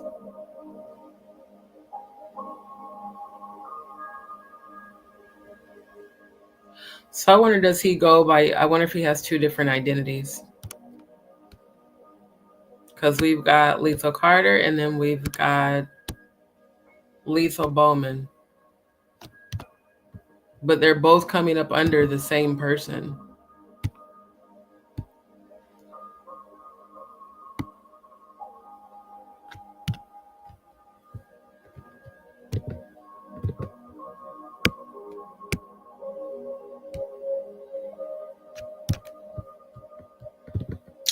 Now, let's take a look here. This is on World Star. 9 people were in that van, so why was Angie Stone the only one who died? I don't know the name of this YouTuber, but I did watch the majority of this because it touches on a lot of the stuff that I've been saying and talking about and exposing as well. Exactly, every time. For real. Yeah, because again, that was when I was still in alignment in believing that Jaguar, was a truth teller. She did that interview with Paperwork Party TV at the hotel that Whitney was killed at while Clive Davis was hosting a party there. And the whole time, the Paperwork Party TV guy kept announcing their location and that Clive Davis is her. He's downstairs. And her and Odell were there in the hotel room with Paperwork Party TV, who kept bragging about Clive being there and how Clive keeps stalking him on Instagram. And he, showed receipts of Clive watching all of his stories. I just, in my heart of hearts, I don't believe Paperwork Party TV is someone that they should trust, because it's just weird how much he talks about Clive Davis if allegedly he, doesn't like him or whatever. Exactly. And not even just the pull and power. How did she have the pull and power? That is the question. Could it be that maybe, just maybe, she was on one of these levels of female witchcraft? I mean, seriously, you got novice witch, craft practicing witch, master witch, sisters of light, mother of darkness, grand with the E on the end, mother. Sisters of Light sticks out to me a lot because of the Order of the Eastern Stars. And she was in a sorority in the Order of the Eastern Stars. The majority of those women come from sororities. And they also come from Freemasonic backgrounds. I revealed in the last live that Angie Stone, there was the article I pulled up that said that Angie Stone was the only child and that her father sang in Masonic temples. You're not allowed to sing at a Masonic temple unless you're a Mason. Like, those are just facts. So I'm feeling like, how do we know that Angie wasn't one of these? What if she was fellow craft Minerva? What if her, Mary J. Blige, Jaguar Wright, and what's the other one? And Alicia Keys. What if all of them, and Jill Scott, we're going to talk about her too. What if they're all on this damn pyramid together and got us believing that they are truth tellers or that they're for God, when some of the behavior is lining up with that pyramid? Now, let me quickly play this to review. And for those of you that don't understand that Miss Angie... Hold up. Gina said, what about Eric? Oh, absolutely. I feel like all of them. I feel like it could have been Angie. Definitely, I feel like Jaguar, Erica, MJB, Faith, and Alicia Keys, because those were all the people she kept talking so much shit about. Now, this guy, I don't know who this guy is, but he claims, I believe this guy is claiming to be either a witness or one of the survivors. But again, reviewing this for fair use. And for those of you that don't understand that Miss Angie Stone, it definitely looks like he's reading something. Again, I'm an editor, so I'm looking at the ways his eyes are moving. It looks like he's looking down at a phone reading a script, and it even sounds like it the way he's talking. And I don't know who the hell this guy is. Understand that Miss Angie Stone climbed out the van on her own. She was instructed to sit down on the side of the road by a white person. Pause. He says she climbed out of the van on her own. Now, you mean to tell me this van was struck so hard that it overturned and she climbed out? It's possible. Not saying it's not. But you're saying, sir, that she climbed out of the van and was instructed by a white man to sit on the side of the road. Who's the white man? Was Clive in the bus with her? Because Lethal Carter's not white. They never even presented any sort of, police body cam footage. So when people like him come out saying a whole bunch of shit, receipts. Because you're saying she was instructed by a white man to sit on the side of the road. And if she was indeed instructed to sit on the side of a road, how does an 18-wheeler, because the story is the 18-wheeler crashed into the van. So let's just say the van's here, like this, off in the grass, right? This would be the edge of the highway. So it's, from what he's saying, it sounds like she had to have been sitting on the edge of the highway. Then out of nowhere, an 18-wheeler just comes and just crashes into her. Again, why hasn't there been anything put out there about the details of the crash? I'm just saying you can't take for face value what everybody on TikTok says, especially if they don't have actual receipts. And then she was ran over by a white person. So he said she was instructed to sit on the side of the road by a white man, and then she was struck and ran over by a white person. But according to that lady, the white lady said she helped pull Angie from the van. He's saying, well, she climbed out on her own and she was instructed by a random white man to sit on the side of the road. I just,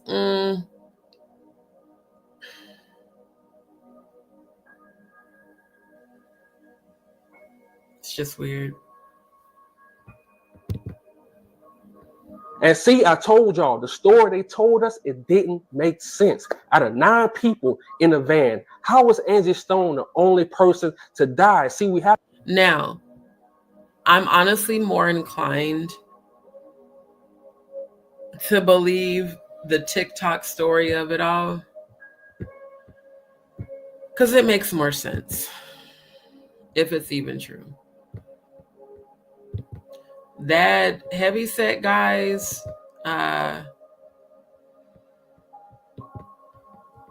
his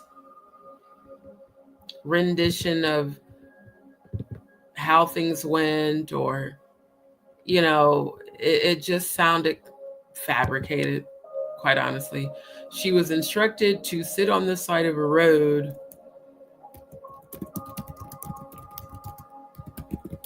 by a white man, not woman.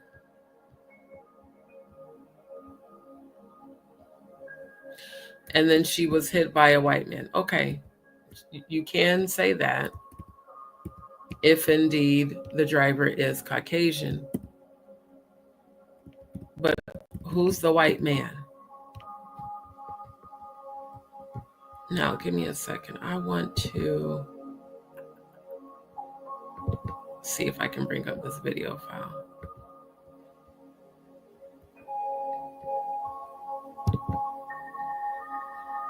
What happened? I'd be like, Now this is the video off of TikTok.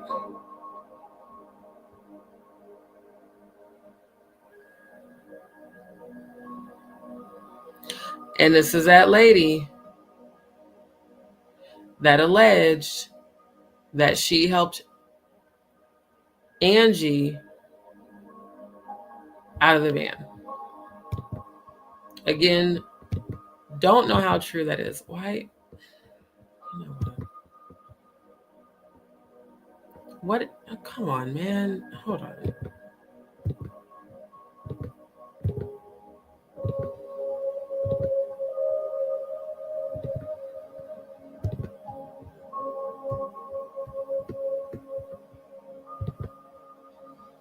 So again, we've got all these different stories, but one thing is for certain, two things for sure. The media only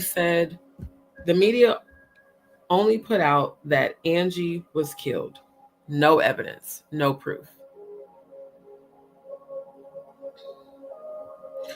And you got people putting on whole entire events and productions and multiple celebrations of life with a closed casket with a gajillion roses and a whole lot of singing,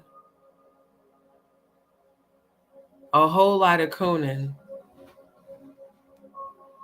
and hardly any actual sorrow or sorrowful energy. Have to use our common sense. It's been 10 whole days. We haven't had any investigations.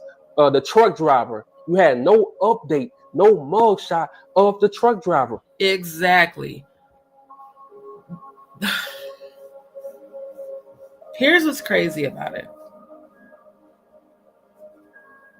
They have that skid mark Texas guy's name in a whole bunch of articles. Why the fuck he ain't been arrested?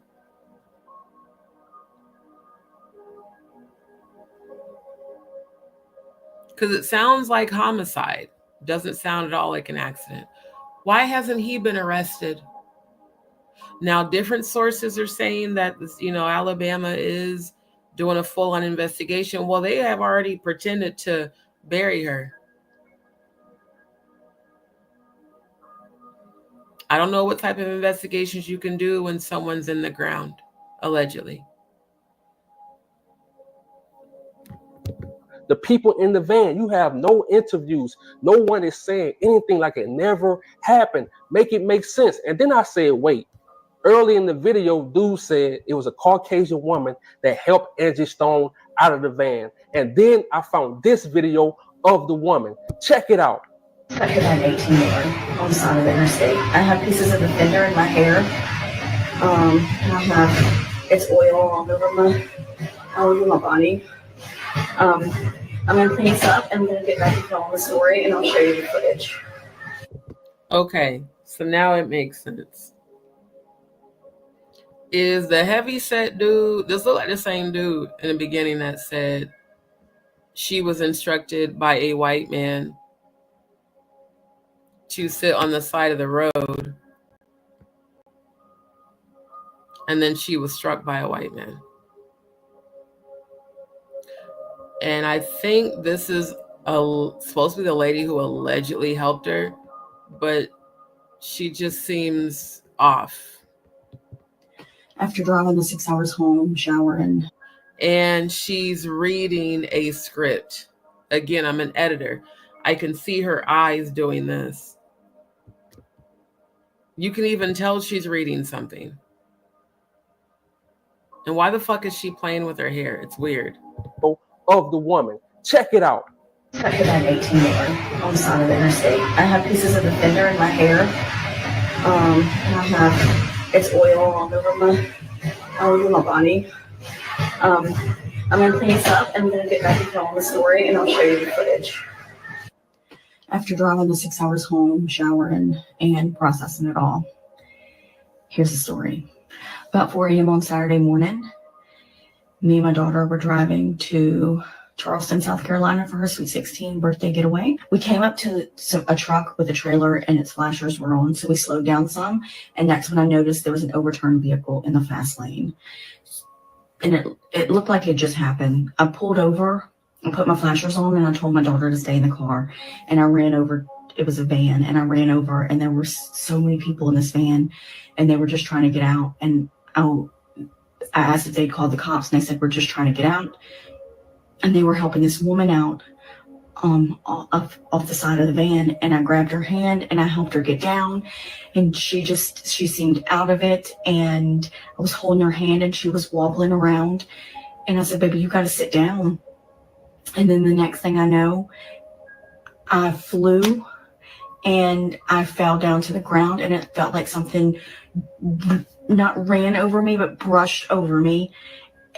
Like something just swiped over my body, and I got up and I could hear screaming, and I just focused in on one screaming, and it was my daughter, and all I could do was run across the highway and tell her to get back in the car. She had to move the car because if somebody else hit us, it could hit her.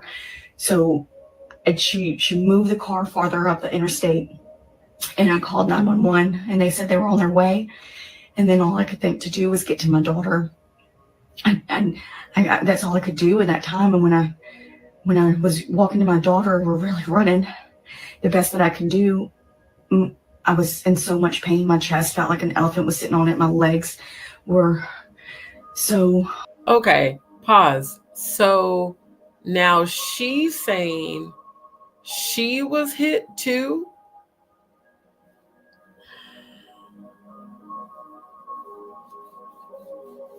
Now, I know I'm tired, but ma'am, why there ain't no evidence of any of this shit? You claiming that you helped Angie Stone out the van. Then you're claiming that both of y'all got hit. Then you're claiming your daughter was screaming and you had to run across. So many goddamn holes in this bullshit, I swear. So many goddamn holes. Modern vintage, I don't believe she was either. I don't either. Exactly. Crisis actor. Exactly. Who is they? Yeah.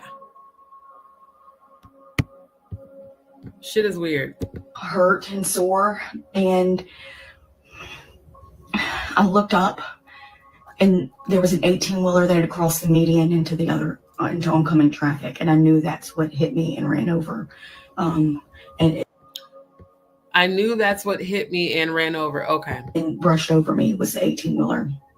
And see, that's what. So now the story is she was hit.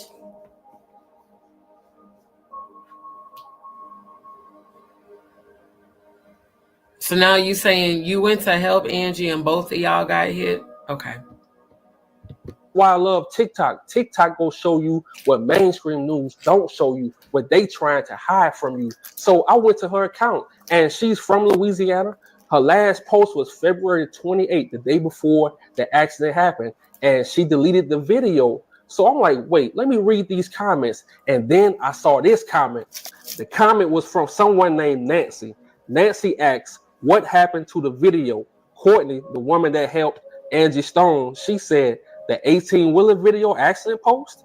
Then Courtney said, if that is the video you are referring to, the family asked to take it down. Out of respect, the video is now private. So it all makes sense now. That's why no one is fighting back. That's why it seemed like they rushing for this funeral to happen. No one is trying to fight back and figure this stuff out. Take it down.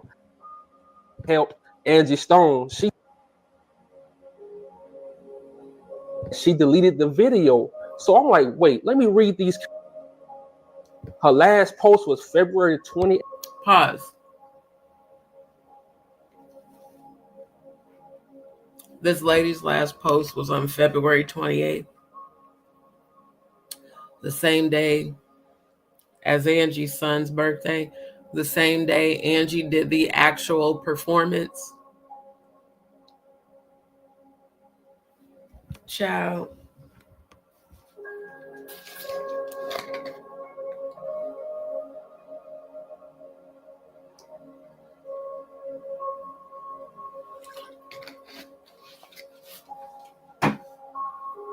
So we got the son who desperately wants to be a part of the music industry, birthday on the 28th. We got Angie's last performance on the 28th. We got her post on the 28th. And then 2 vehicles crash. The original story was that the van overturned and she died. Then I did some digging and found out, nope, there's another article saying there were 2 collisions and that an 18-wheeler struck the van, resulting in Angie's death, her alleged death or blood sacrifice. Now we got this lady coming out of nowhere saying that she helped Angie. Let me tell you something, ma'am. If your daughter was with you, I guarantee you she had a smartphone. And we know that the young folks, even more than people my age, record every fucking thing. So is it me in my funky Dineva voice? Or are you clout chasing and is your daughter the one that submitted that footage, that fuzzy, blurry ass footage that TMZ put out there that still didn't provide any sort of receipts? Because we still didn't see Angie. And if Angie had been struck by an 18-wheeler, that would have made the media. Because y'all know how nosy people are. Someone would have recorded that crash, number one. Number two, an 18-wheeler is a gigantic vehicle. Even at 4:25 a.m., someone would have seen that big ass vehicle. Number three, all the photos of the van being overturned are in the daytime. Typically at 4:25 a.m., it's still dark. Just like right now, it's dark outside. It's 5:30 a.m. where I'm at. Make it make sense, media outlets. Because this shit it's for goddamn ridiculous. There's so many holes in the story, and that's what makes me feel like it's bullshit. Straight up.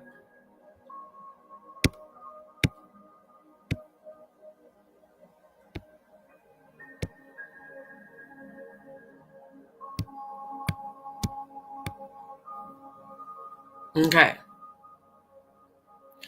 This is a photo of the aftermath. It's daylight. Now, there does appear to be a man cleaning up something here on the side of the road. But as I look closer, I don't see any blood. Let me save this so I can bring this up on my email.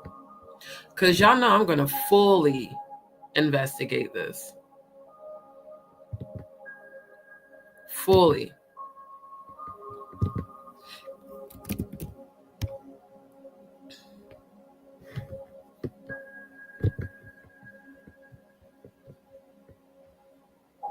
Because something in the milk for damn sure ain't clean.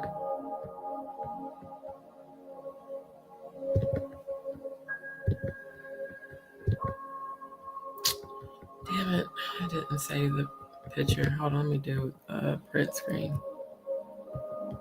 Just more and more, this is making me feel like this was allegedly a satanic blood sacrifice ritual. And I really believe that it's very possible that Angie, there's just no evidence that she was actually in the van. Other than what they said, there's no evidence of that. What the fuck? Why does it keep doing that?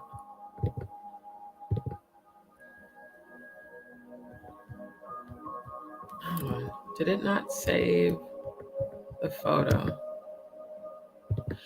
And I can't help but wonder,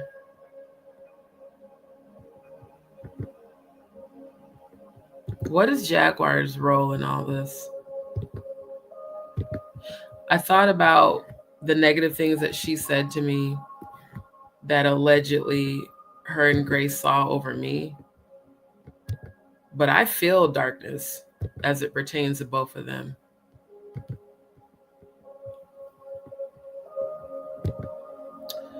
And the whole witch situation on the pyramid is very telling. Okay. So that's as much as I can zoom in. If Angie had been instructed to sit on the side of the road, and this is where she was allegedly hit or struck by an 18-wheeler. In fact, look at these big 18-wheelers here. Is this the 18-wheeler that hit her?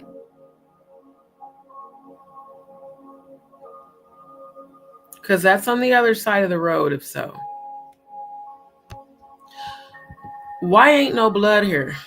And then let's look at how the highway is set up. You've got two-way traffic going this direction, two-way traffic going this direction on opposite sides of the median. So in order for an 18-wheeler to have struck this overturned van, which is now upright, by the way, that means that 18-wheeler would have had to cross this median. And I do see these heavy tire tracks here. That means it would have had to cross this median. And as you can see, there's the chained little fence. So again, all these different stories are just that, stories. No evidence, no proof. Because this is supposed to be the Sprinter van, right? It's a black Mercedes-Benz Sprinter van. Why is the van upright? Who turned the van upright? Because overturned means it's on its side. It's not sitting straight up. And again, this is two lanes going one direction. This is not a multi-lane, single multi-lane road. And the fact that the van's pointing to the left means, was it struck from behind? Like, it's just not making sense. The van gets struck, overturns to the left by traffic going the same direction. So then does that mean that Angie Stone's Sprinter van was on the left passing lane and the 18-wheeler came up and struck the van, causing it to topple over? And then as it's toppled over, another 18-wheeler comes and strikes the van. Come on, man. Now they're saying she was ran over by the 18-wheeler. What? Oh, damn it. Hold on. I did not mean to hit stop sharing. Go back. Go bike.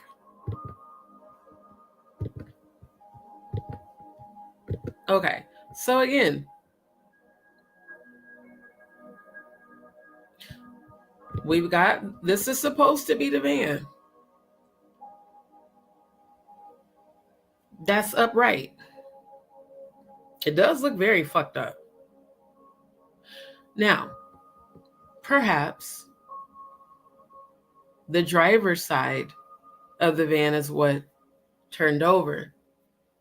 Here's the other question. How did Lethal James survive this if the van indeed was struck and initially turned over on the driver's side? I would think he would have died instantly. But they all survived, right? They had injuries, but they all survived. Except Angie. So it's just making me wonder, again, in my funky dynamic voice, is it me? Or was Angie dead before any of this shit happened? If indeed she was allegedly a blood sacrifice. Because again, I'm still under the impression that she could have been abducted and could still be being held for ceremonial preparation as a sacrificial victim.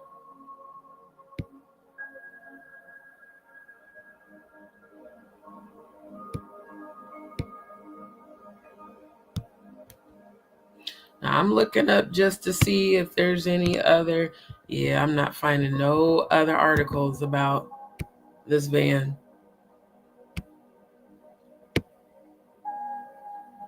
Not one. And again, it's very telling that Jay-Z partnered with UMG.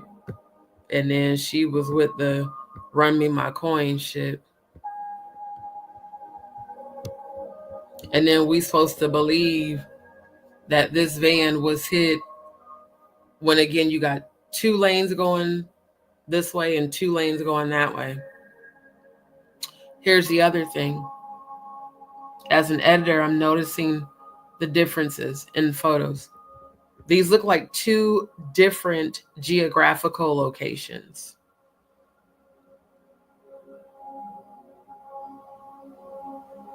Because here you have the chain linked fence. I don't see any breaks in the chains, indicating that an 18-wheeler crossed the median and struck the van. These chains would be broken and or these in direct, come on. Then you got this photo, same car. Notice in this picture, there's no chained mediums or medians, right? There's no chains, right?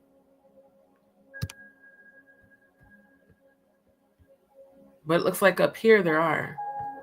So again,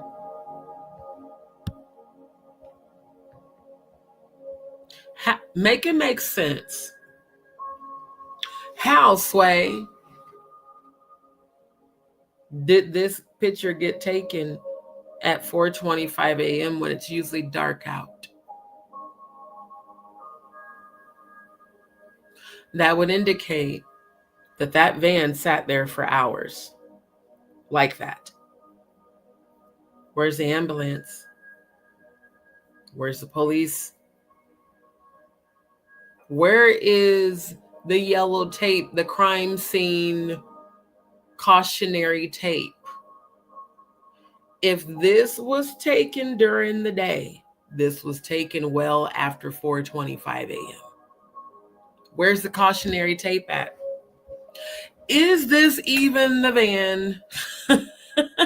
You know, is this the van Angie Stone was even in?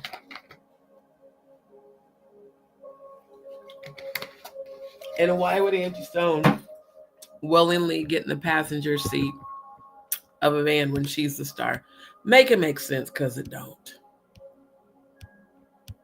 At all. Thank you. Me too. Thank you.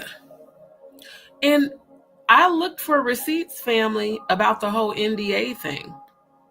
I ain't find no receipts about the survivors having to sign an NDA. Again, this is stuff people are saying, but I ain't found no proof of it. Very bizarre. Very much BS. Definitely one of the worst actors of all time. Thank you. Thank you. If this shit had really happened, they would have had all types of people out there.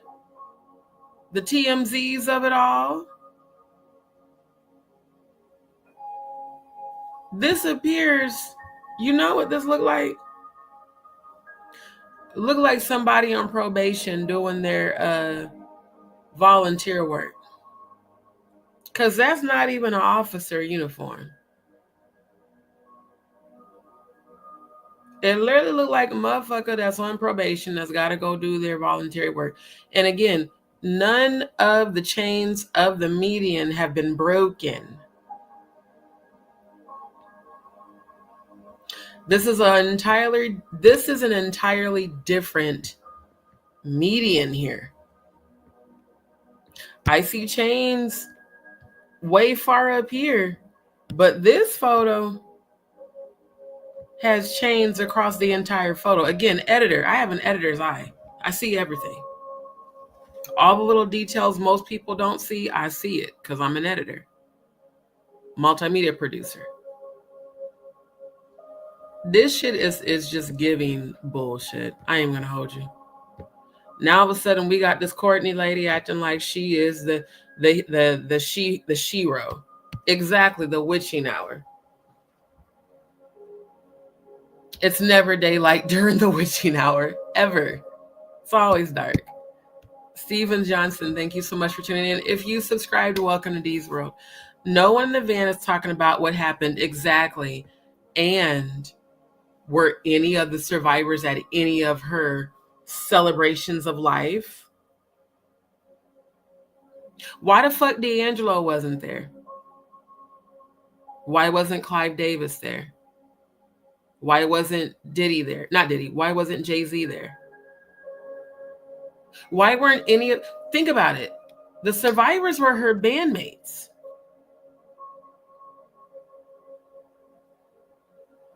I would think the bandmates would show up to one of the fumes, as Funky Dineva calls funerals, you know, down to the fume.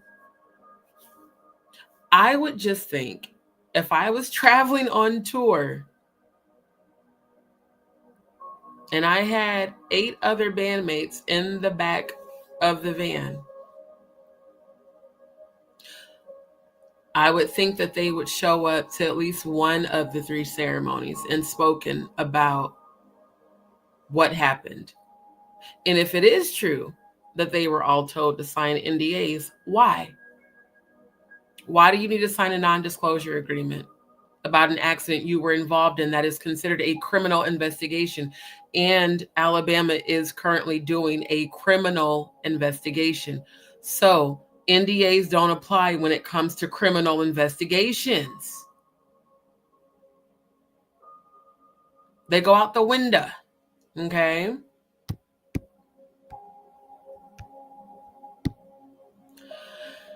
Exactly.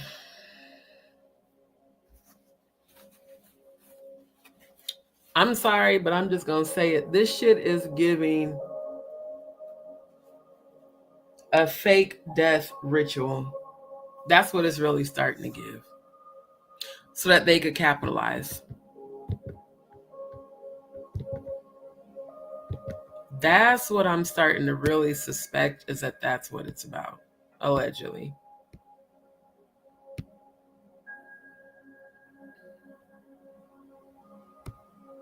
Yeah, let's bring that up again. Because again, her catalog went up nearly 1,300% in streams, 10,700% in sales following her alleged death. It's a scheme set up by Todd to come to everybody with the bullshit. Dee Dee, good to see you. I'm going to actually review his YouTube channel videos because, like I said, he did stop by the live chat last week. For all I know, he could be watching right now. I really want to, I want to hear his side of things. Exactly. And if it's a criminal investigation and a tragic accident, we would have definitely seen some sort of police footage with an ambulance, a fire truck, and police officers. There were 10 people total in the vehicle. Where are the paramedics?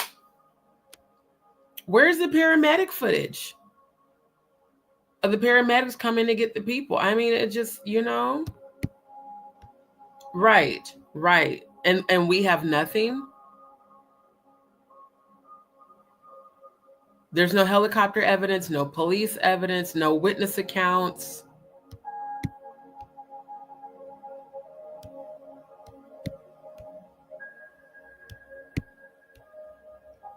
Yeah, she was. And I want you look, Faye, I wouldn't put it past her. Y'all see how she trolls me and everybody else's channels. And now that you say that, when I do go review more of Angie's content on her channel, I'm going to activate the live chat replay to see who's down in there.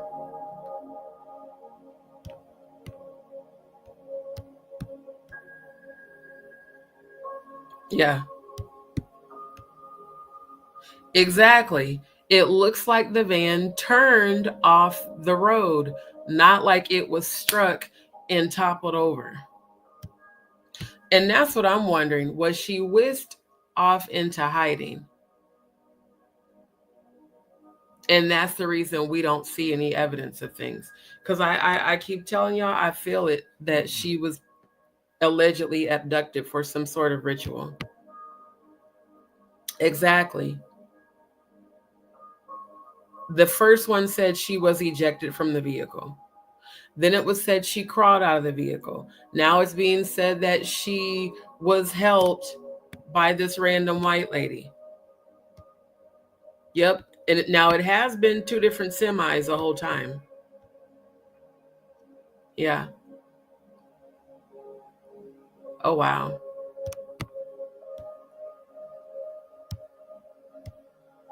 Hey, Riri. Thank you.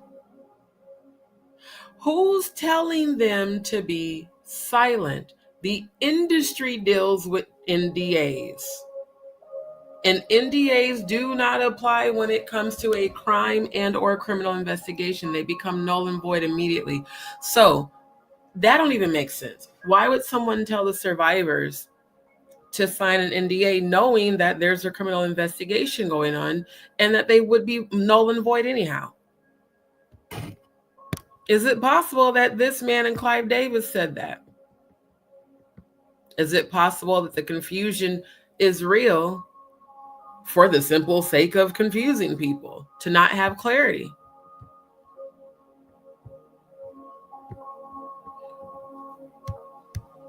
Exactly. Trees and bushes are different.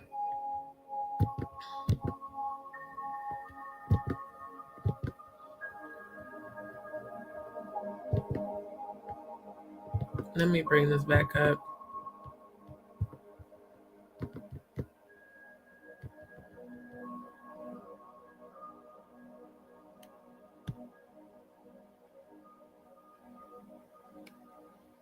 Notice the difference here.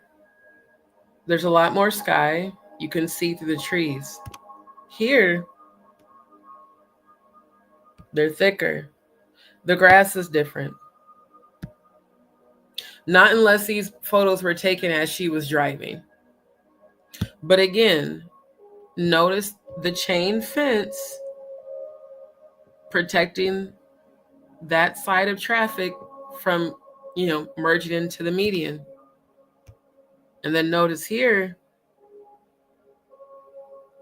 it appears the chain links is gone and it starts here. And these tire marks look like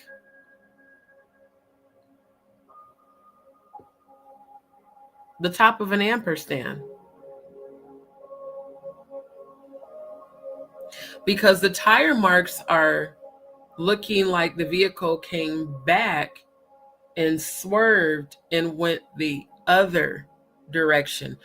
Look at this. I can't make this any larger, but look, it goes here, loop-de-loop, there, which would indicate that a vehicle was driving oncoming towards the very vehicle that captured this photograph.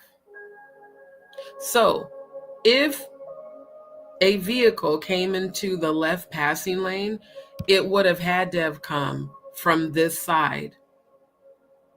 And this is the only place where we see there's no chain linked fence. And notice how the Penske truck is driving in the direction of the van. So how did we get these skid marks from whatever vehicle? If indeed the van had been struck on the passenger side, It would not, if you're on the passenger side and someone comes up and strikes your van from the right side, it could swerve and go to the left, but it can't go backwards. These marks are indicating it went backwards and swerved. How? How, Sway? You know,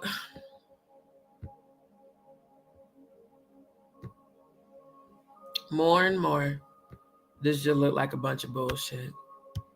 Cody, good to see you, family. I thought you were asleep for sure. Good to see you. Definitely been praying for you.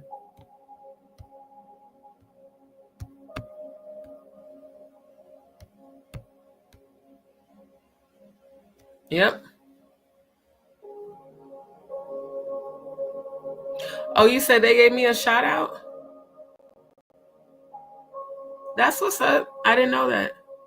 I did not know that. Thank you, Didi. I have to check out his channel to see. I'm starting to believe that. Doris, thanks for tuning in. Yeah, right. Yep. Exactly. Exactly. And if the survivors were told that it was going to be an investigation or a closed case, it can't be both. It can't be an investigation and a closed case. 555 on the clock.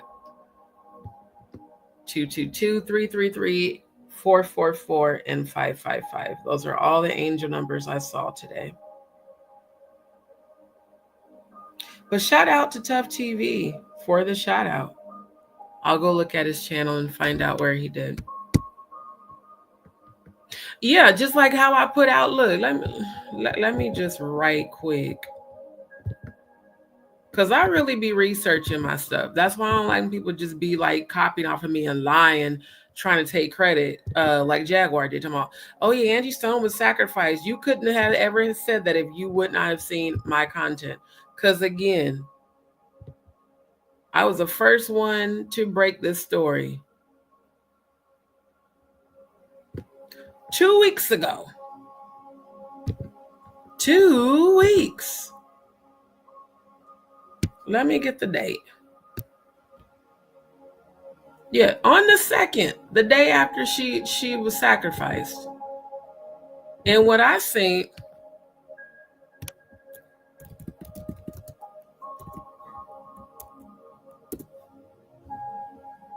was a whole bunch of videos of people saying Jaguar Wright witnessed Angie Stone's murder. I was there. You know what? I cannot.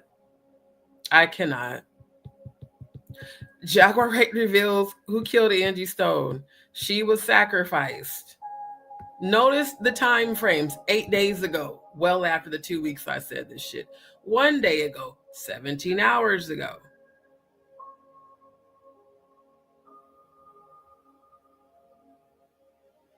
Now, I didn't see this. Jaguar Wright says Angie Stone is a true mother of Neil's soul. Rest in peace, Angie. 2 weeks ago. Yeah. 5 days ago, Jaguar Wright unleashes truth on Angie Stone's fate.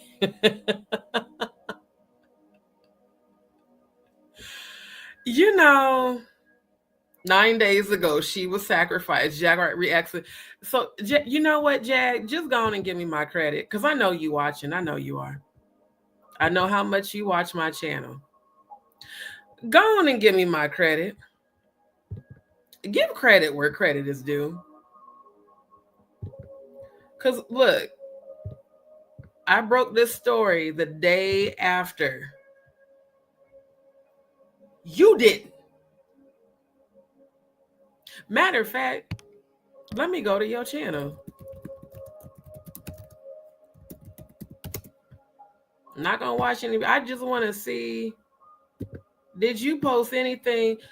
See, now I got to roast your ass. It's the copying for me. Live.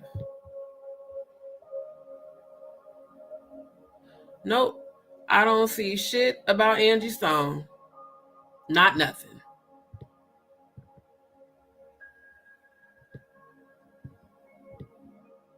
But you definitely on here still talking shit about people. You, ma'am, did not break any story. I'm going to need you to give me my credit. I'm going to need you to give me my credit. Give credit where credit is due. You know you stole that shit from my channel. Stop playing. Stop playing out in these YouTube streets. You know I'm going to put your ass on blast like everybody else. Stop playing. You know damn well I'm the one that broke the story. Give me my goddamn credit, boy. I'm telling you. Okay, I'm going to check it out. I mean, look. Give me my credit. I wrote this story on the 2nd, and now y'all everybody want to say, Jaguar, right? No, no ma'am, no ham, no turkey. I'm not finna even let you do it. Because this was me. This was me doing the work, not you. Breaking news, Angie Stone dead at 63 and sacrificed on Satanic Saint Icodot holiday. Streamed on March the 2nd. Stop playing with me. Now, I don't care if you play with yourself. I don't care about that. But don't play with me. Because you know good and damn well you didn't break shit. Out in these YouTube streets lying through your motherfucking teeth. Fuck out of here. I can't stand that copying bullshit and then trying to take credit for some shit you know you didn't do. Doris. Good. Glad to see that. Seeing the angel numbers. Angie Stone came into my dream on the 1st. Wow. Wow. That's crazy. She definitely channeled me on the 2nd during that live. Kia.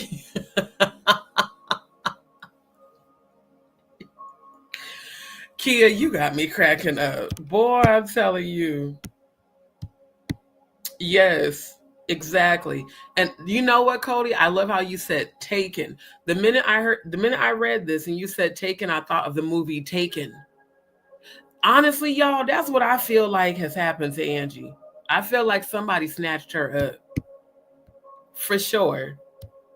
Thank you. Jaguar, right? Give me my credit and stop being out in these YouTube streets acting like you were the originator of the theory that she was sacrificed, when we all know, out of all content creators, it was me that put that out there on the 2nd of March.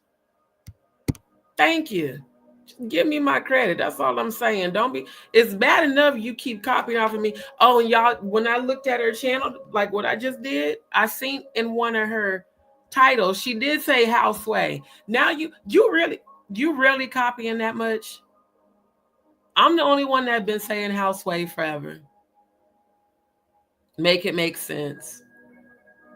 You know what? And I forgot to do, you know what? I forgot to do my advocacy for your crazy ass. Okay. BetterHelp. BetterHelp.com. I heard you've been copying off of that too. So I'm go on and look, ma'am. Click the link, pull a little think tank, and hit advice. You need it. Because you copying off of a new, YouTuber for all of your content is quite pathetic, ma'am. It's quite pathetic. Exactly. Talking about she was at the event. So you was in Alabama? You was there? You was in Alabama when this happened? On the 1st? Really? You were there when she died? Okay. Boy, I'm telling you.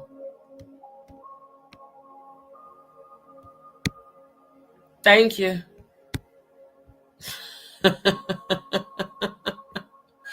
It's insane, the copying. And then trying to take credit and got all these people out in these YouTube streets thinking that you was the reason. Oh my God. It's just insanity. It's like, you know, I really be researching my shit. Motherfuckers just want to come along and take all my ideas.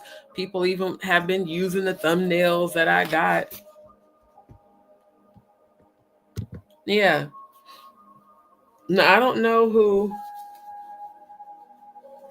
Sean Blazington is.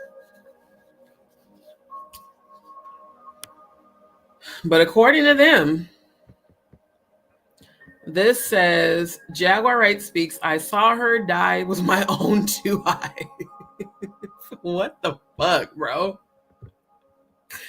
What in the entire fuck? Exactly, Doris. That's exactly what she wants, is justice. Boy, I'm telling you. Boy, Lisa, I love it. Not jagging. Right. Because I'm just like, ma'am, you was there.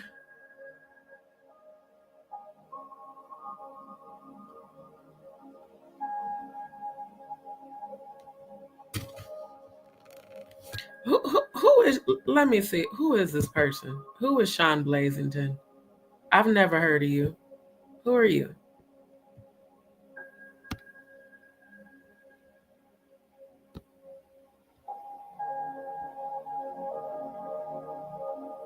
$50 zesty freak off tapes leaked by Jaguar? What?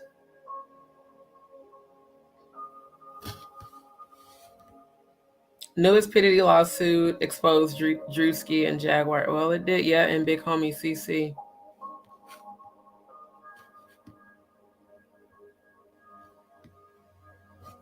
Jaguar 8 tells all about Diddy, Cassie, Laura London, Nipsey Hussle, and 50 Cent.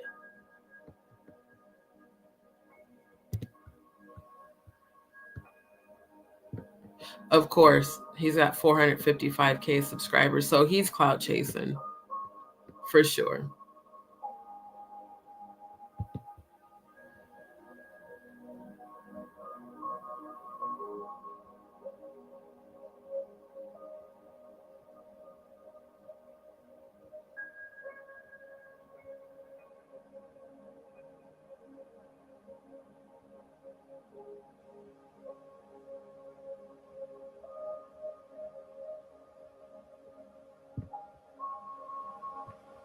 And I'm definitely going to be talking about academics and Drake this week too. Yeah, I don't know who this person is. I've never heard of them. Sean Blazington. But sir, I don't believe for a goddamn second that she was there.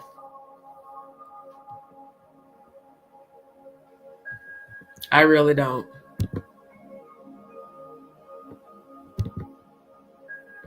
And what was she if she was there? What was she doing in Alabama on March the 1st? Vampire God, it's good to see you, my love. Clearly, Chloe, thank you for tuning in. And if this is your first time subscribing, welcome to D's World. Yeah. Yep. And if she was there, which I don't believe she was, ma'am, if you are alleging that you were at Angie Stone's, you witnessed her demise,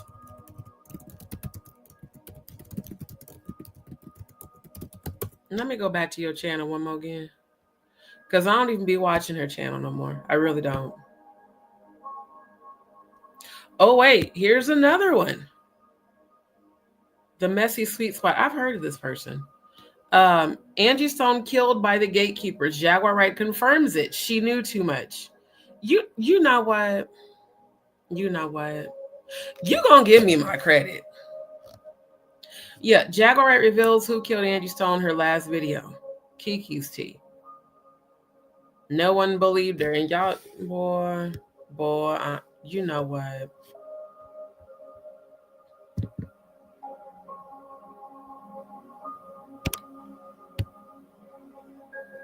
Yeah, also with 546K subscribers.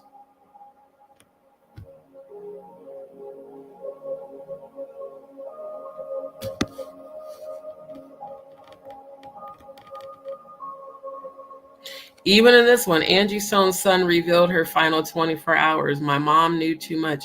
None of this shit is true. And I noticed how they use Clive Davis in that thumbnail as well. There is nothing out here with her son saying that.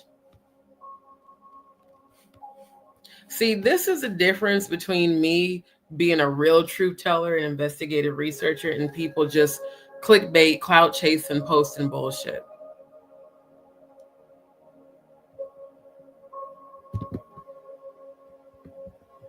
But yeah, I've heard of the Messy Sweet Spot. Never watched their content, but definitely heard of them.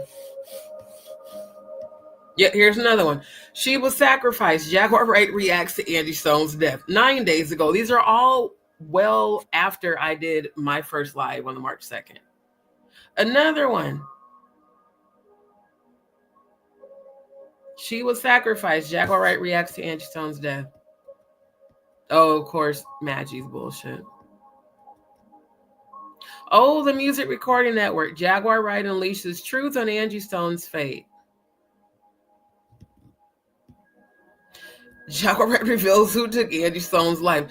Again, these are exposes Angie Stone's dark secret before tragic death. They silenced her forever. Band member injured in Angie Stone's accident makes emotional appearance with Tony Braxton. I don't know who the Jamal guy is.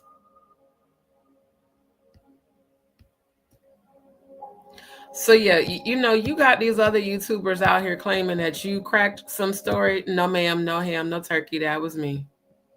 That was me. Give me my credit, ma'am. And stop lying. My Uncle Ruckus voice. Stop lying, girl. Stop lying. You know damn well you didn't discover shit. And then make sure you hit the link, po little think tank. Because anybody in their right mind that would believe that your ass was there when Angie Stone died, allegedly died, need to be on damn medication too. Straight bullshit.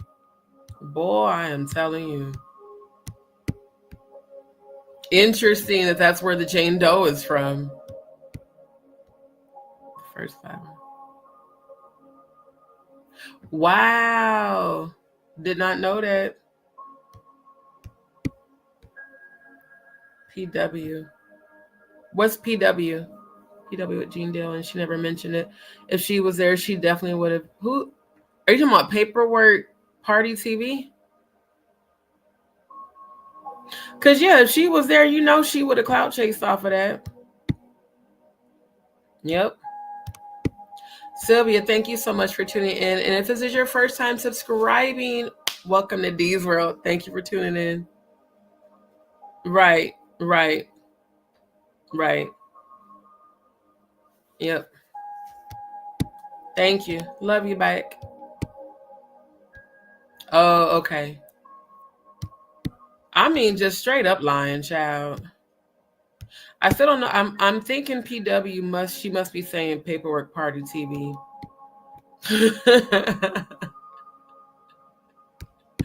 For real. No ma'am, no ham, no turkey. You know good and goddamn well I'm the first one that broke this story on the 2nd of March. Stop playing. I seen other YouTubers talk about it, but no one mentioned ever that Angie Stone was sacrificed but me. Okay, so let's be given credit where credit is due. I'm the only YouTuber I've seen that referred to Angie Stone's death being a satanic sacrificial,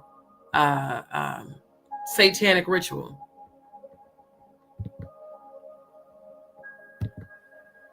The day before the accident happened, and she deleted the video. So I'm like, wait, let me read these comments. And then I saw this comment. The comment was from someone named Nancy. Nancy asks, what happened to the video? Courtney, the woman that helped Angie Stone, she said, the 18-wheeler video accident post? Then Courtney said, if that is the video you are referring to, the family asked to take it down. Out of respect, the video is now private.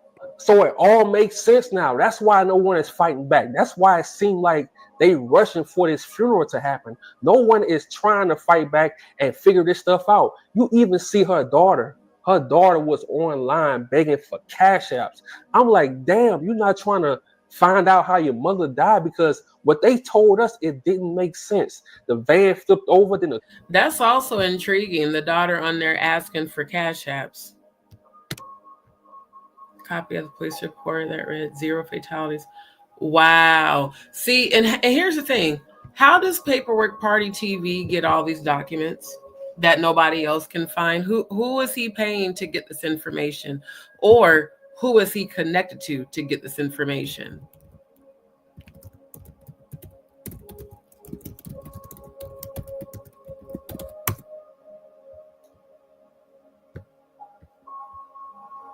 Yeah.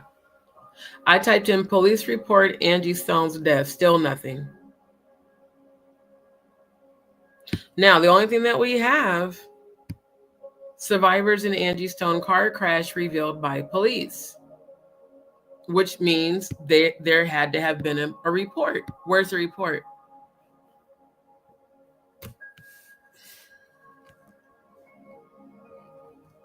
Yeah. The Alabama Law Enforcement Agency, also known as ALEA, Highway Patrol Division, is investigating the crash, but no official details have been released yet regarding the cause. So if that's the case, how did Paperwork Party TV get deets on this? I just really want to know.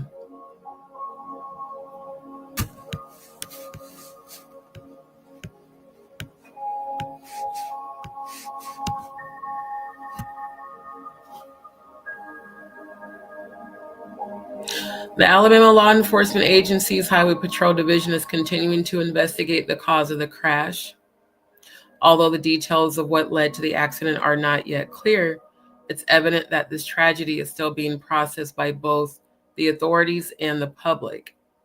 While the cause of the crash is still under investigation, it is a stark reminder of the risk involved in long-distance travel, especially for musicians who spend much of their lives on the road. As more details are released, fans and family members hope for answers regarding how this heartbreaking event unfolded. So, how did Paperwork Party TV get any sort of deets when there's a whole investigation still underway? Welcome. I definitely was the first one to call it out about her death being a satanic sacrifice. Not Jaguar Wright, by any means. I just showed y'all her channel. She didn't have shit on her channel about any of this. She hasn't done a tribute. She hasn't done any sort of a video, any sort of a live. But you out in these YouTube streets having other bloggers say that you said she was sacrificed. No ma'am, no ham, no turkey.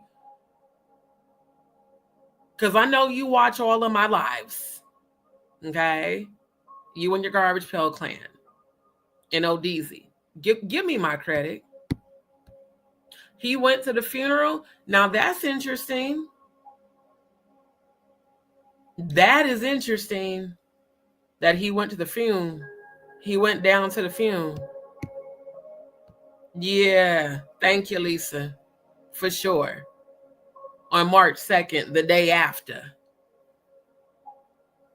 You know, I just be so sick of people lying. I really do. I be so sick of people lying.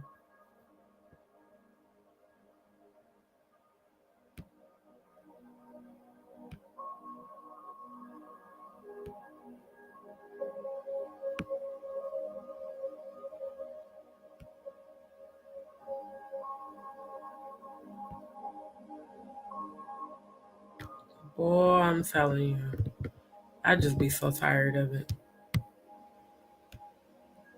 Child, exactly.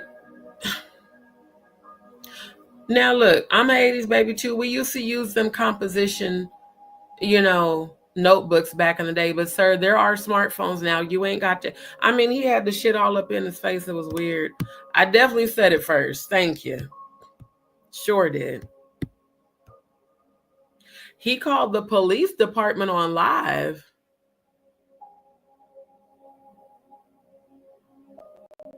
Wow.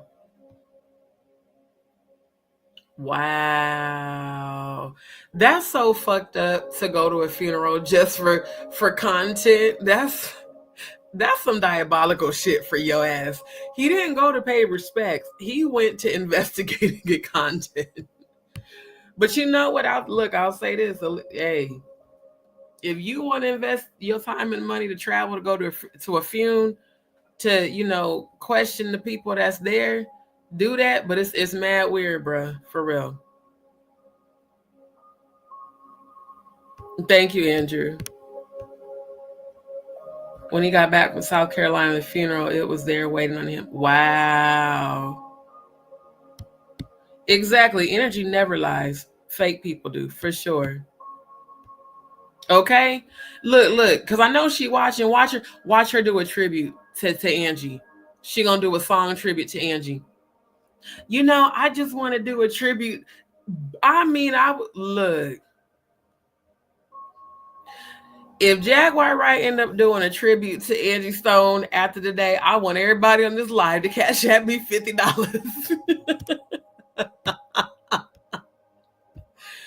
Not he called two of the passengers that have lawyered up. He also called the lady that made the TikTok saying, wow. I don't believe her ass was there. Not at all. Not at all. Oh my God. These people are so full of shit. The truck hit the van and she was the only one to die. That didn't make sense. But I always tell y'all in my videos, everyone is on the same team when it comes against our people. The cops on the same team, the trucking companies on the same team, the lawyers, the judges, the prisons, the hospital, they all against us when it comes to something like this. When you speak up against the industry, I'm telling you, they team up against our people. Because I was thinking, if this woman says the truck hit her too, why the news never covered her? Thank you. And I ain't even gonna hold y'all. That's a white lady. You know damn well they would have covered that shit. A white lady got hit trying to rescue Angie Stone. You know how much the media would have been all over that shit? Come on now.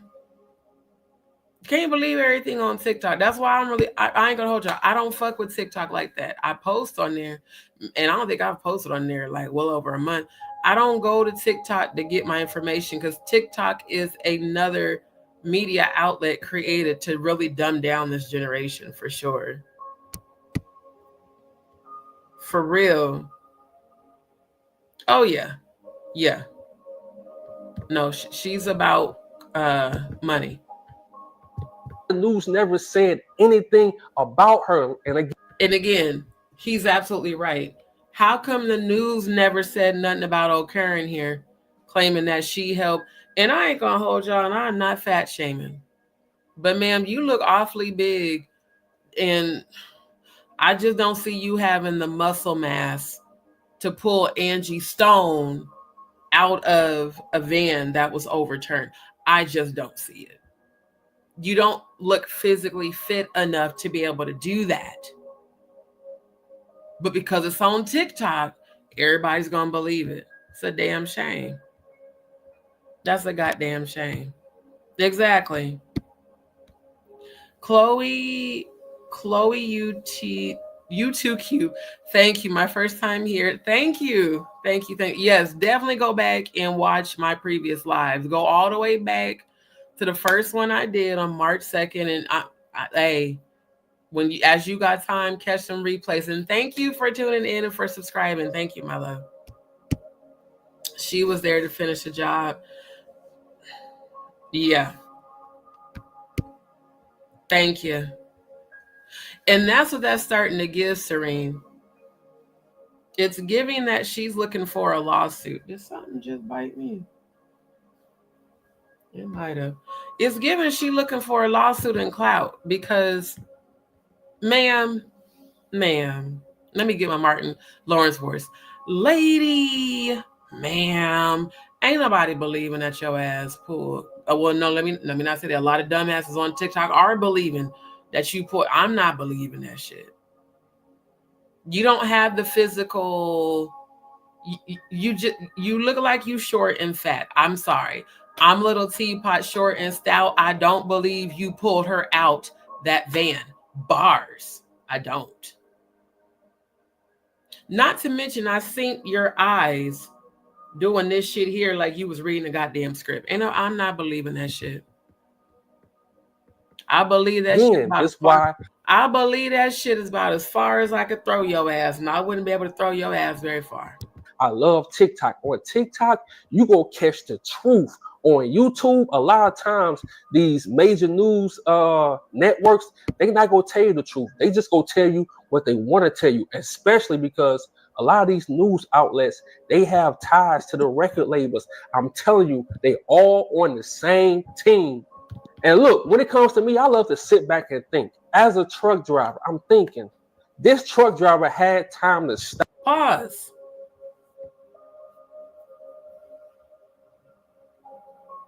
Okay. Now this picture seems a little bit more detailed. We're seeing tire tracks leading to the median. We see a break in the chain. Now, let me compare that to my photo that I say. Now, one more again. CRST truck. Y'all see how this truck is here? And see how ain't no chains here? Y'all see that shit? Let's go bike. This is the same truck, CRST. This is the same truck.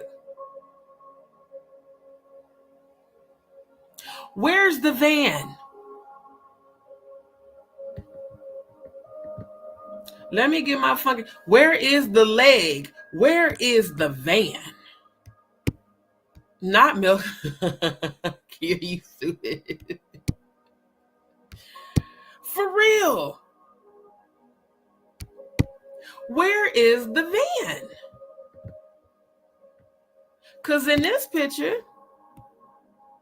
again, this is allegedly the van, right? Again, you can see the chain fence here. Then when you pull the picture over, you see the broken chain. Why come Sway?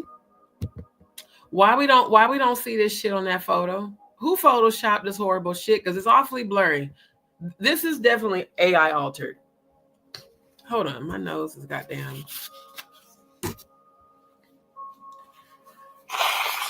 This is AI altered. You know how I know?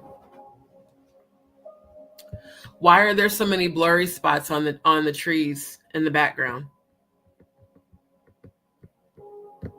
Because shit ain't blurry here.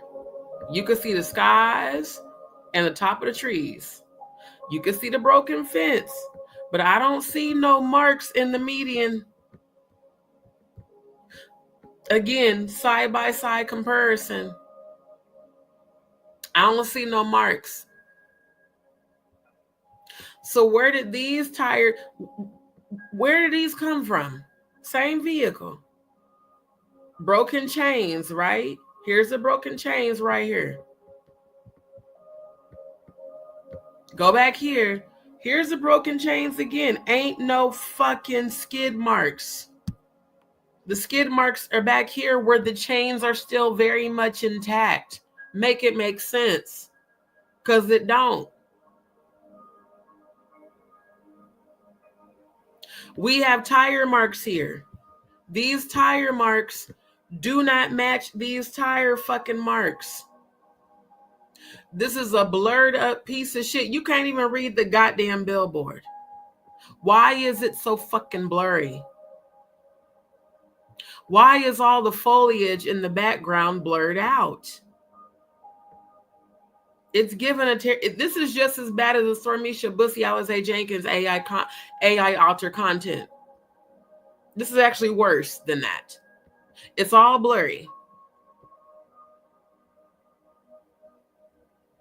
And if I'm not mistaken, I'm seeing a reflection of this white vehicle.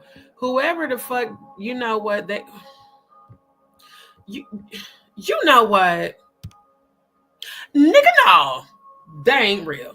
That's some bullshit. That is not real. I believe it too. Thank you. Exactly.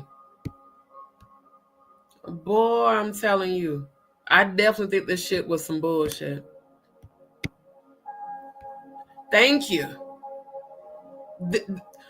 Thank you, Faye. This ain't 1995 with them Kodak ass, disposable ass cameras. Everybody got smartphones. And those who have iPhones have the best quality of the megapixels on their camera. So who the fuck put this bullshit together? Using the same fucking truck. Now, keep in mind, the white truck is facing ongoing traffic. It's facing the incoming traffic flowing this way. The truck is going this way. Okay? Let's go bike. Same truck, different vehicles. Different vehicles. Broken median, yes. Broken fence, yes. Again, this could very well be the 18-wheeler that struck the van. That does make more sense. But the only way that 18-wheeler could have ended up on this side of the median is if the Sprinter Jaguar was traveling this direction, and then the 18-wheeler comes up on the right side, slams, causing the van to drop into the median. But according to the passenger side, it does look like it toppled over and probably spun out, right? And then the 18-wheeler goes through the median onto the other side of oncoming traffic. Again, why we don't see no motherfucking tire marks in the goddamn median? How did this vehicle end up on the other side? And it does appear to be partially in the grass, and we do see a break in the chained fence. However, we don't see the skid marks leading to said van. Plus, the vehicles here are totally different colors.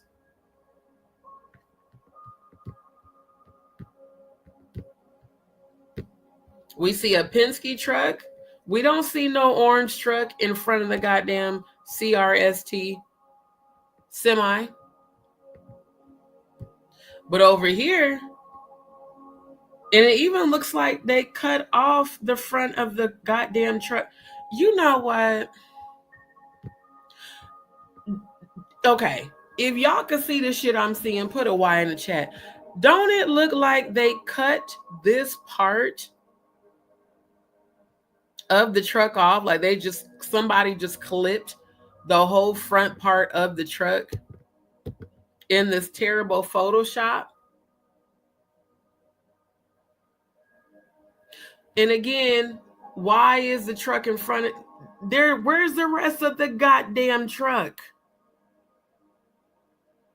Where is it?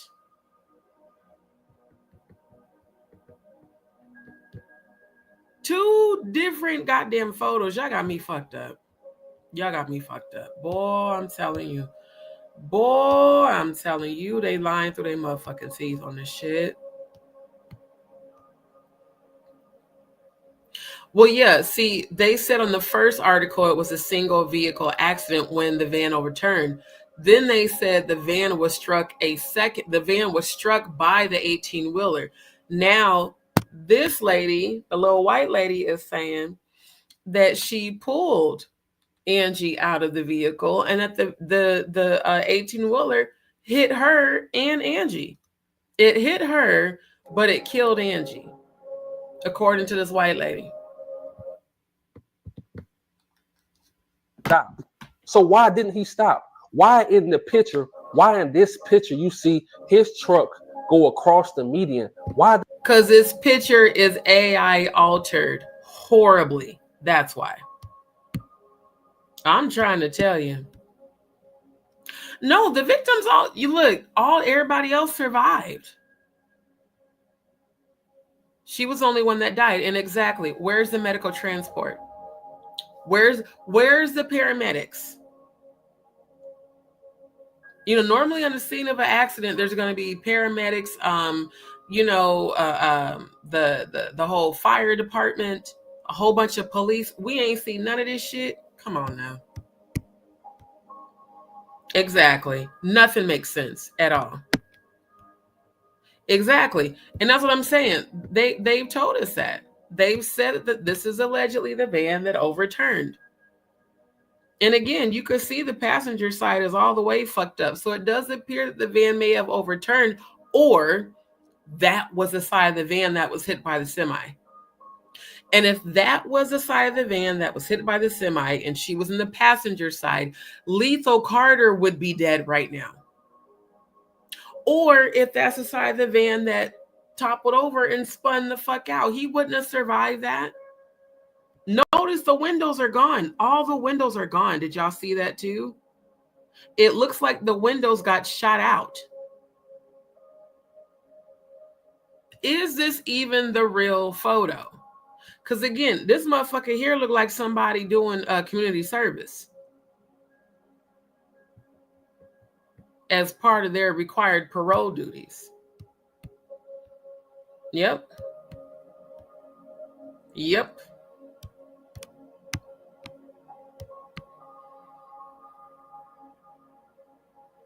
Yeah. I'm so serious, Kia. This shit is crazy. Right. Exactly. She did say that.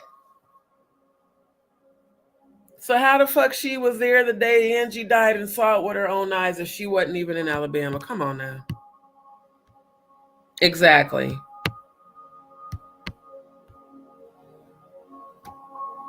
No, there is. Let me hold up. Let me find it. Because I pulled it up on the very first live.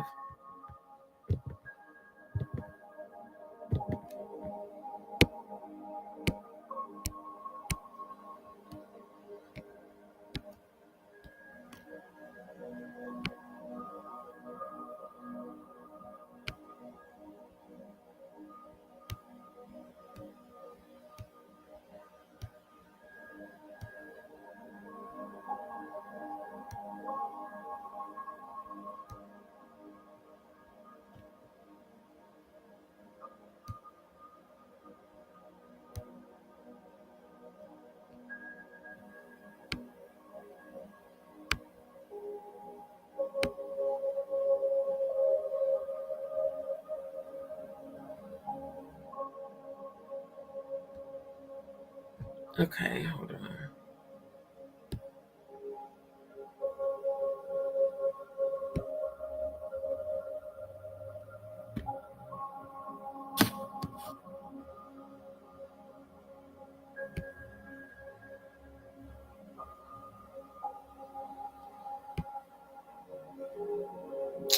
Damn, I can't find it in my email. Regardless, just look at my previous lives because I brought it up and I put the receipts for the links. There's multiple stories. And again, on my previous lives, you'll see it, where they talked about how the van was struck and it was a single car accident. And then it said there was a second collision and that allegedly the second collision is what killed her, if she even died.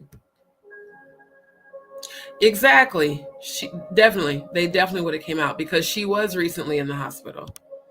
Exactly.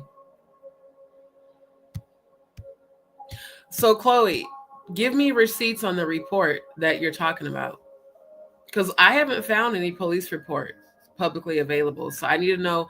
I'm one of them people, don't tell me something without showing me proof, because I haven't seen anything about a report. I've seen media talk about what happened, but there has not been an official police report released. Exactly. And Angie was on the passenger side. She was on the passenger side.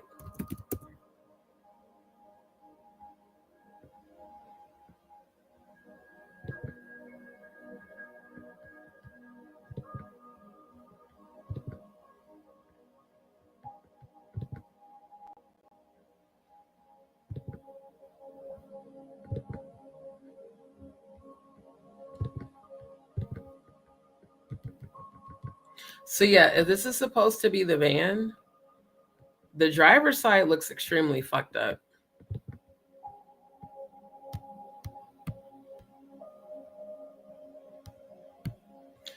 Exactly. Sign the van is maybe right. Thank you, Gina. That's what it looks like to me.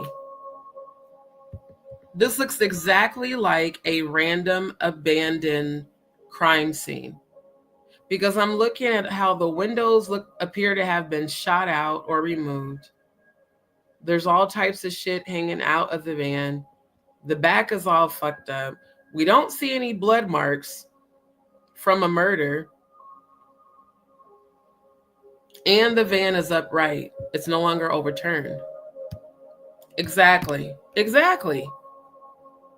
And they said that the other survivors were injured. So if the other survivors were injured, where's the paramedic report? Where is all of that? Yeah, here we go. 8 other passengers were in the van, including the driver, 66-year-old Lethal Carter, who was transported to Baptist Medical Center South in Montgomery with injuries. They were transported. And they did sustain injuries, and they were taken to the hospital for medical treatment. So transported means that there was an ambulance out there. And there had to have been multiple, because there's 8 people. You could only get one person in the back of an ambulance. So you're telling me that 8 or 9 actually different ambulances came to transport them, and there's no evidence of this shit? Sorry, I forgot to hit share tab. There's no evidence of it?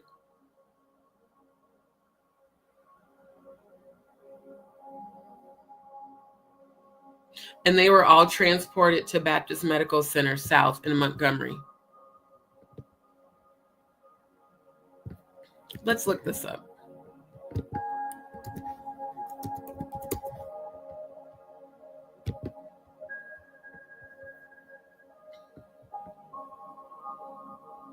News. Interesting. I typed in Baptist Medical Center South in Montgomery, Alabama, and I clicked under news. I don't see shit about this situation.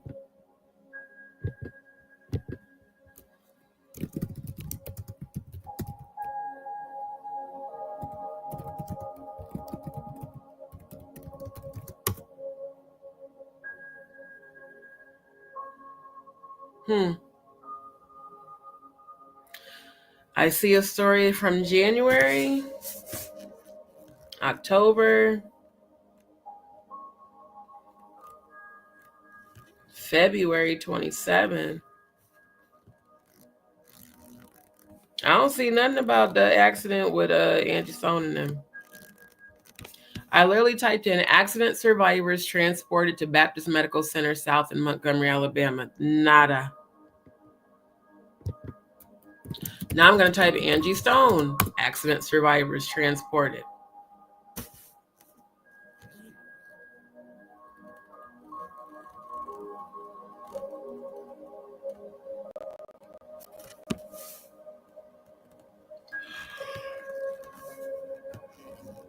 Yep, just, a bunch of stories, no evidence, no proof.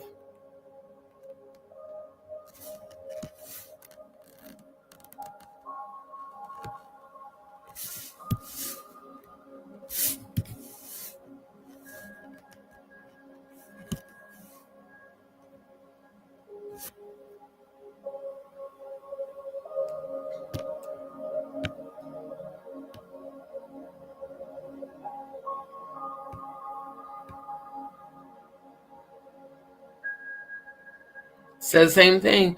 8 others were injured in the crash and taken to Baptist Medical Center South for treatment. I just feel like that would have made the media. Now, of course, due to HIPAA and PHI, they can't publicly release the details, but their news Nothing. There would have been something in the news in you know what? Let's look up Montgomery, Alabama news.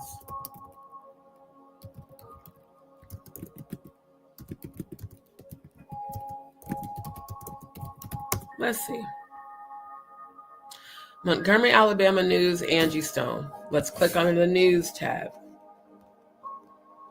Weekend crash that killed Angie Stone was one of dozens across Montgomery County.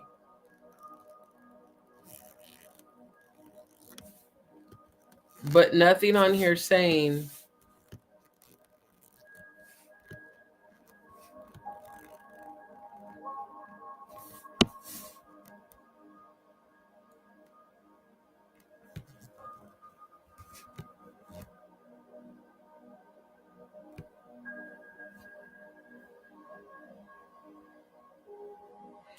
so it says this past weekend, Montgomery County had dozens of accidents from Friday, February 28th through Sunday evening, March 2nd.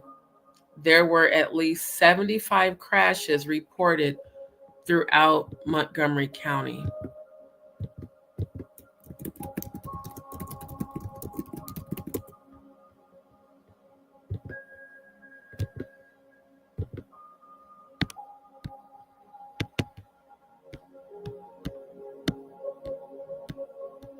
March 1st. Let's take a look at the dates. February 25th is their Satanic Saint Walpurgis Day celebration where they do a blood ritual, communion of blood and dismemberment. March 1st, the day she's alleged to have been sacrificed. Saint Icodot blood ritual, drinking of human blood for strength and homage to the demons.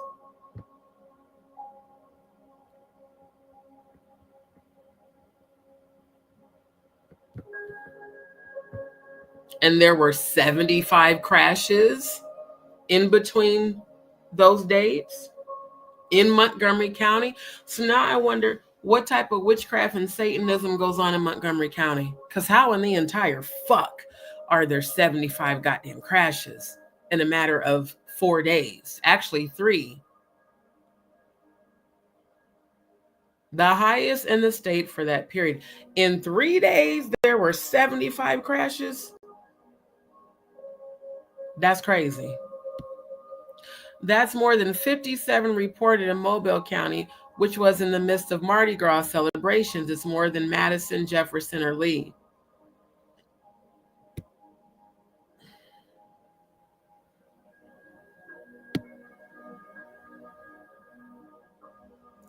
Angie Stone's death in Montgomery County among 5 major crashes that shut down lanes over the weekend.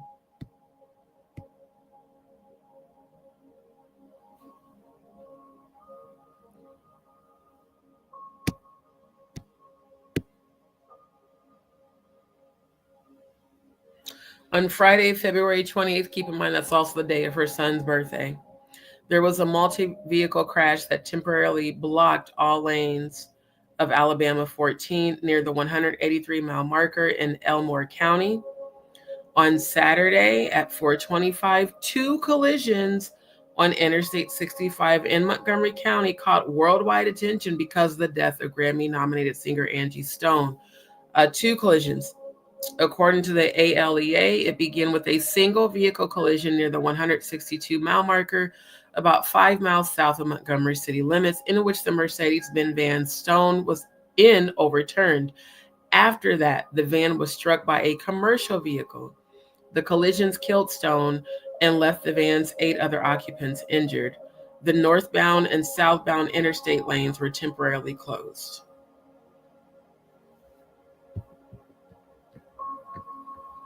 Meanwhile,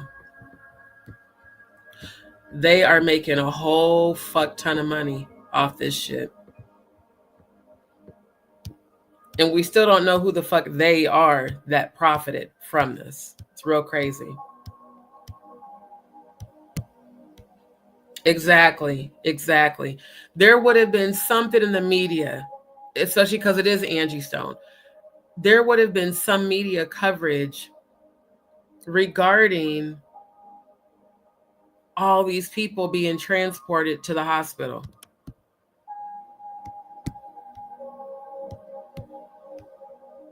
Exactly. Because keep in mind, they said, that guy said that her last post was on the 28th too. Yeah. And if she called the police, where the fuck was they at? I don't know. Thank you, Sammy Sam. That's what I'm saying. They would have had this whole area blocked off. The whole area. Exactly. Thank you, Lisa. Because ain't no fucking way if this happened at 4:25 a.m., we'd be seeing this during the daytime. Daylight doesn't start coming about until between 7 and 8 a.m. That's 3 to 4 hours after the accident. That truck wouldn't still be sitting there. That truck would have got towed. So would the van for evidence. Trying to tell you. Yeah, and the Wiley told also she had debris in her hair and all this other shit. Okay. Exactly. Straight up. Nope. Legacy had a whole bunch of bullshit. Legacy just had a whole bunch of reposts from social media and tried to call that an obituary.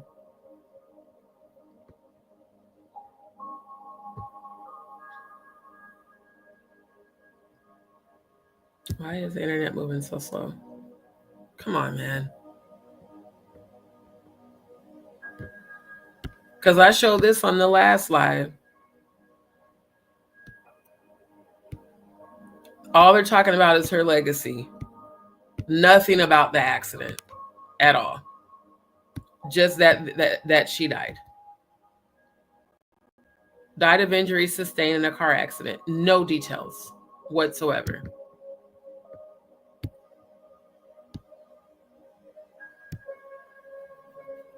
Yeah.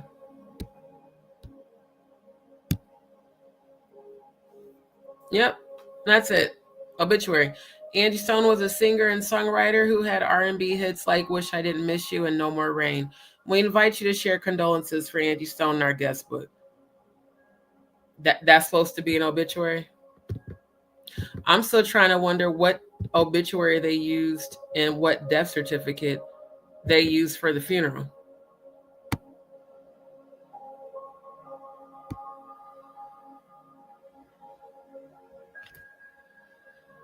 Yeah. How did he go across that median? If he didn't have time to stop, if he wasn't paying attention, he should be in jail because he unalived somebody. Or did he do it on purpose? Did he see that she... And leaving the scene of a crime is a crime. Exactly. Ariana, thank you so much for tuning in, my love. That's what I've been trying to figure out. How y'all had a funeral with no death certificate or forensic report? How was there still a criminal investigation, but y'all done already posted all these fake ass celebrations of life? 3, not 1, 3. And I've already showed you guys the significance of the number 3 in Freemasonry and the Illuminati. Exactly. Was her body examined at any hospital in Montgomery? Because the articles say that all the survivors were transported to that Montgomery hospital. So where was her body at? Exactly. Exactly. They would have took her straight to the morgue. Yeah, Alabama's real crazy. I lived there for about 6 months when I was with my ex. We lived in Mobile while he was getting the condo in Florida. Alabama is not someplace I will ever live ever again in life. They're very weird in Alabama. Very weird. Oh, absolutely. Absolutely. Right. That's what I'm thinking, Gina.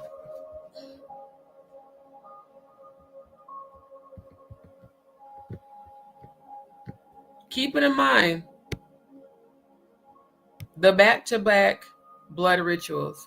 Again, February 2nd, the day of the Grammys, they did Candlemas, Sabbat Festival, Sabbatic Goat, Baphomet Festival, Blood Ritual, Animal and or Human Sacrifice.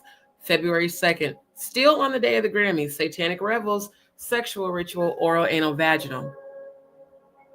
Then on the 25th, the Saint Walpurgis Day, Blood, Communion of Blood and Dismemberment. And then the day she's allegedly sacrificed, Blood Ritual, drinking of human blood for strength and homage to the demons. She didn't die. Was he sent? Was he paid to hit her on purpose? Because the woman says she survived. Angie Stone got out of the van, so she was alive. And that's the other thing. The woman saying that Angie Stone got out of the van, where is your evidence? You have a smartphone. You said your daughter was there. I know she had a smartphone. And as much people go live on TikTok and shit, you mean to tell me both of y'all have phones, ain't nobody record shit? Bullshit. No, I don't think she's safe. I think if Angie Stone is alive, that she's being held for a ceremonial preparation for a sacrificial victim. I really do. Oh yeah, this is so okay, for those who don't know, this is the satanic calendar I came across when I was on Facebook in 2018. Satanic holidays are usually when satanic ritual abuse takes place. So these are their satanic holidays. And I bring it up in my email because I can enlarge it for you guys to see it better. But yeah, starting in January, they do abduction, ceremonial preparation, and holding of sacrificial victim for Candlemas, which is a Sabbatic festival, Sabbatic goat, meaning Baphomet. Let me show that for those who may not have been on my last couple of lives. You know, people really don't like me exposing this shit, but I'm supposed to, so I don't give a fuck. Yeah, Baphomet is a Sabbatic goat that represents both human and animal, both masculine and feminine, combined in metaphysical unity. So anytime on this calendar you see Sabbat festival, that's Baphomet, okay? And again, February 2nd was the day of the Grammys. So they were abducting people between January 20th and 27th, ceremonial preparation and holding of sacrificial victim for Candlemas, the Sabbatic Goat Festival that happened during the Grammys.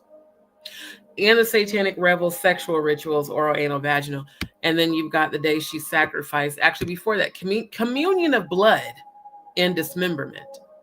Then drinking of human blood for strength and homage to the demons. Notice how it says any age, male or female. Animal and or human sacrifice. Exactly. Oh, absolutely. Yeah. I 1000% agree, because in this whole entire article, they talk about all the sales and increase, but they don't talk about who received the profits. 10,700,000% in sales following her alleged death. Right after she did that live on December 26th, exposing UMG. And again, I just found out during this live that Jay-Z is partners with UMG and Lucian Grange, the chairman of You know, when I tell y'all something in the milk ain't clean, it for damn sure ain't. Yeah. Right. Right. 228. Definitely do. Oh yeah, I definitely did her geometria. Catch it on the previous lives. And you know what? I can, just for the benefit, because I don't want to go too long, because it's already 7 o'clock my time.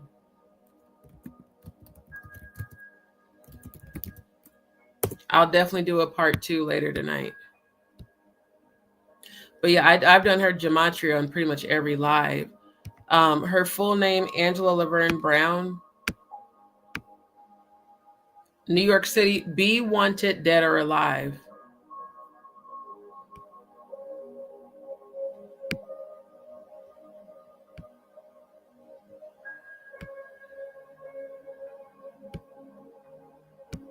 I mean, there's so much under her gematria.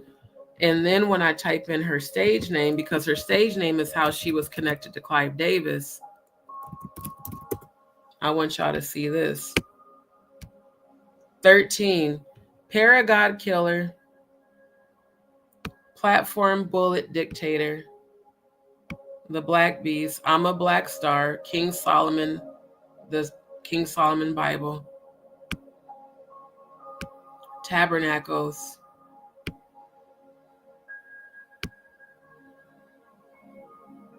Strangled, then Saturday LA, Book of Enoch, Succubus, Child Sacrifice. It's my opinion that that is what Angie Stone was getting ready to reveal. It was more than UMG owing her money. I feel like she was writing a book. I feel like that's what she was getting ready to reveal, and that is allegedly the reason behind her demise, if indeed she actually was killed, or if they are just lying about all this shit for the sole purpose of capitalizing off of her alleged death. Makes a whole hell of a lot of sense for them to do that.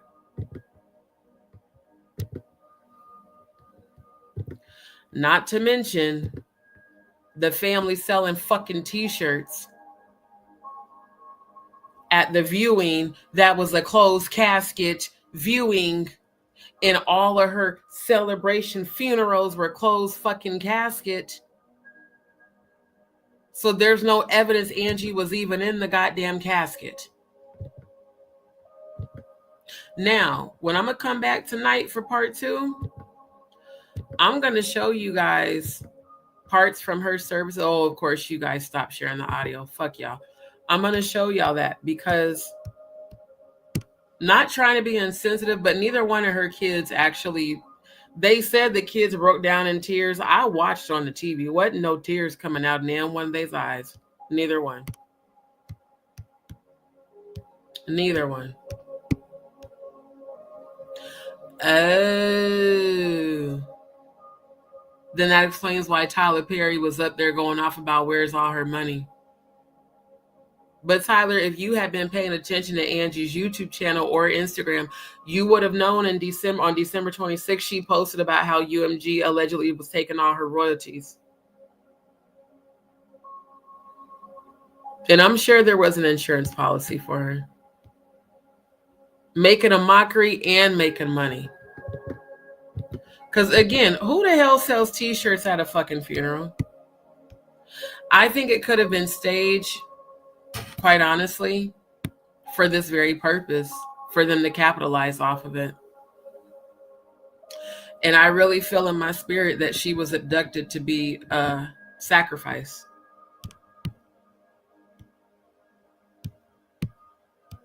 For that, you would have had to do as many years of research as I've done. I've been researching this shit for damn near 30 years. What makes the music industry participate is because the people who run the music industry are all alleged high-ranking Masons and a part of the Illuminati that do these satanic rituals and shit.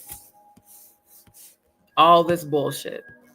They do that to appease those deities that they sell their souls to for money and fame. Yeah.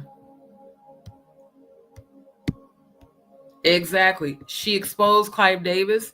She openly spoke about how she disconnected from Clive Davis's label, because she first signed with Arista Records, and then when he translated to J Records, that's when she got D'Angelo signed with Clive. Oh, absolutely. Absolutely. Yep. That's what the industry is doing. They're selling their souls and sacrificing innocent people, including children and babies, for fame, money, and power. Absolutely. Now, for the sake of YouTube, I have to say allegedly, but based on my research, yes, absolutely.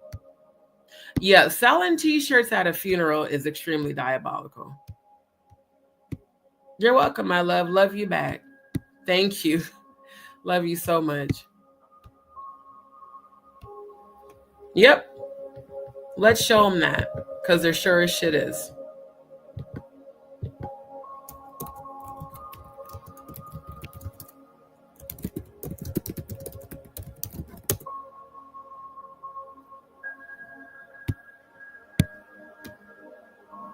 Tyler Perry partied at Jay-Z and Beyonce's Oscar after party.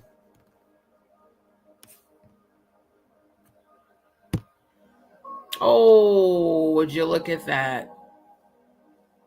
Would you look at that?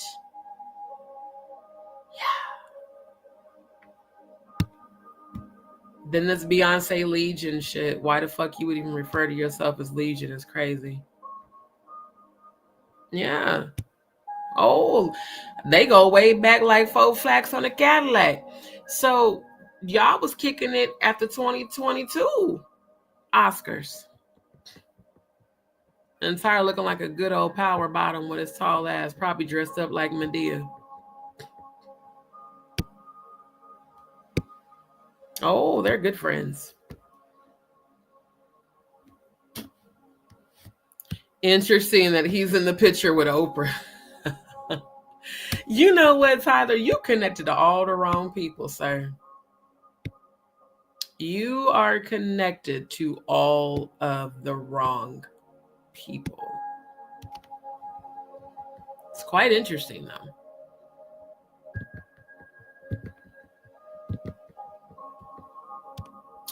I'm just saying.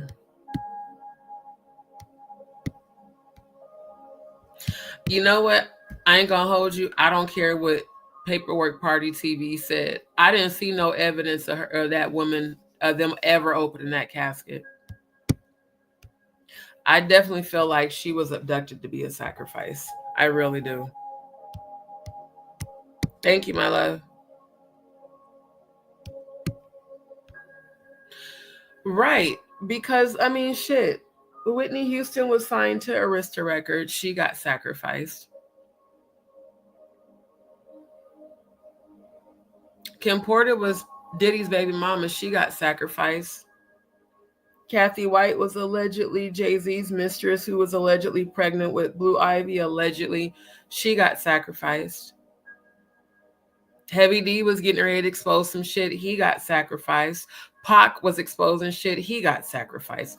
Everybody seems to get sacrificed. Yeah, and Kim Porter writing a book.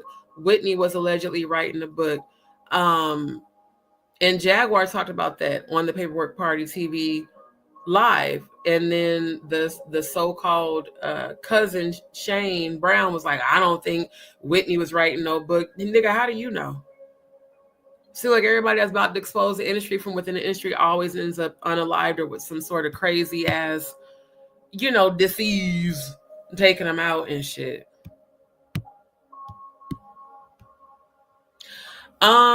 I think her daughter showed zero emotion. And I also noticed how she kept saying what's understood doesn't need to be stated. She said that at every celebration she was at. And the one on Friday, again, I ain't see no sword of tears, no nothing. And see, I can't even say rest in peace because I don't know if she's really dead. I'm serious, y'all. Part of me really don't believe that woman is dead. I'm gonna be honest. Yeah. I don't know. I don't know. I just feel like, I don't know. Let me bring this up and I'm going to end this live because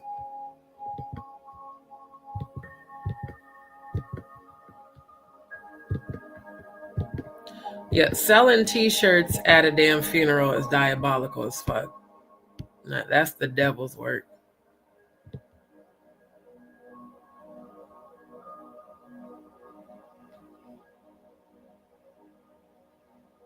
And there was beef between Angie Stone and Jill Scott. I'm going to speak on that tonight during part 2. Okay, let me bring this up because I had stopped these right at the moment. And actually, since they disconnected the audio, hold on. Let me reshare.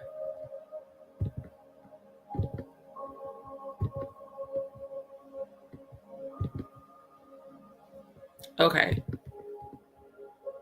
Hold up. And again, fair use on this for the purpose of investigative research. So this was the first one. This was the Friday event, the viewing. And why did this nigga look like somebody auntie in a robe? I was shocked when he said he had a wife. I really thought he was part of the rainbow community. But the family just doesn't. Again, I didn't see no tears. Lift them as they're coming at this time. Come on. I need somebody up there. Come on, somebody up there. Somebody sitting. All right. And again, very beautiful display of all the red roses, but it's closed. How Sway? How the fuck y'all having a viewing with a closed casket? In all my years of going to funerals, or as Funky Dineva says, fumes, I ain't never been to a viewing where they close the fucking casket. Never. All right. All right. All right.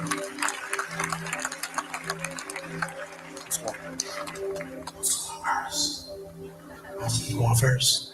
Okay. I like those glasses. Hello, everyone.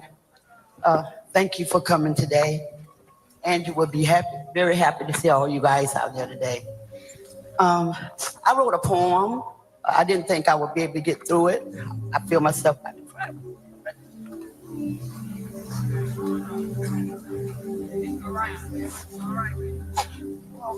All right.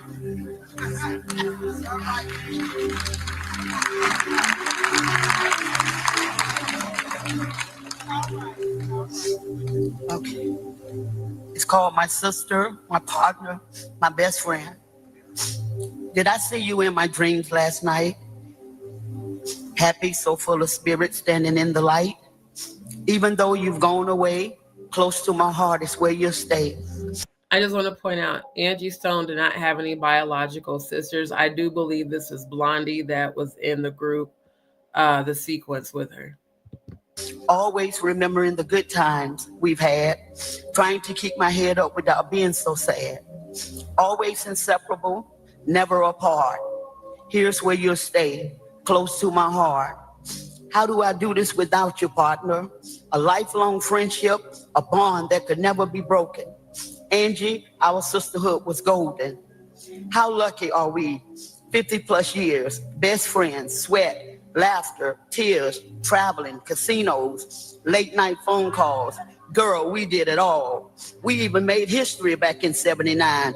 Not bad for 3 black young girls from way down south. So that definitely is Blondie. That's what I was thinking. That's definitely Blondie. Through thick and thin, beginning to end, you will always be my best friend. Your sunshine has come, and there's no more rain in this cloud. Now she's sniffing. I don't see nan tear. Thank you, Tonette. I'm gonna, matter of fact, I'll post the link right quick in the chat for y'all, because this is the one I usually do play. It's 432 hertz meditation and relaxing music. Then that way you guys can also play this on your own time. It just, you know, for people to be oh so very sad. Thank you, Faye. That's what I'm saying too. Sounds like they're acting. Yeah. I definitely was heartbroken when I first found out about it. Then I was like, wait a minute. I don't think she's dead. I just don't. That's why I did the live that I did, where I said Angie Stone not dead, because there's no evidence. There is no evidence at all.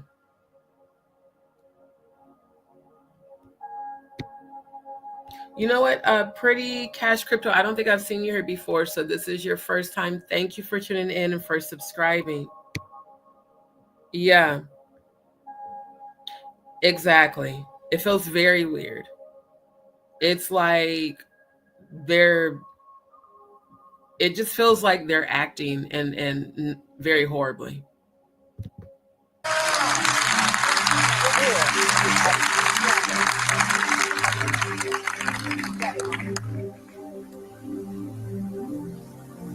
Hello.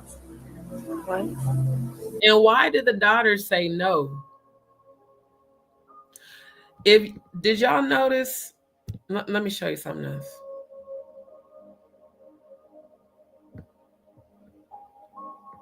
Lift them as they're coming at this time. Come on. I need somebody up there. Come on, somebody up there. Somebody sitting. All right. All right. All right. All right. Notice how the daughter keeps saying no, that she don't want to speak. Yeah, she pointed to the daughter, then she points to Blondie. You going first? Okay. And they up here arguing about who's going first. This just seemed like some bullshit, bro. I'm sorry. No disrespect to Angie's memory if she really did die. This just seemed like some bullshit. Seems like a horribly acted play. And she wanted me. And why would you make your daughter, her granddaughter, why would you make your daughter, which is Angie's granddaughter, speak before you and you the daughter? The fuck?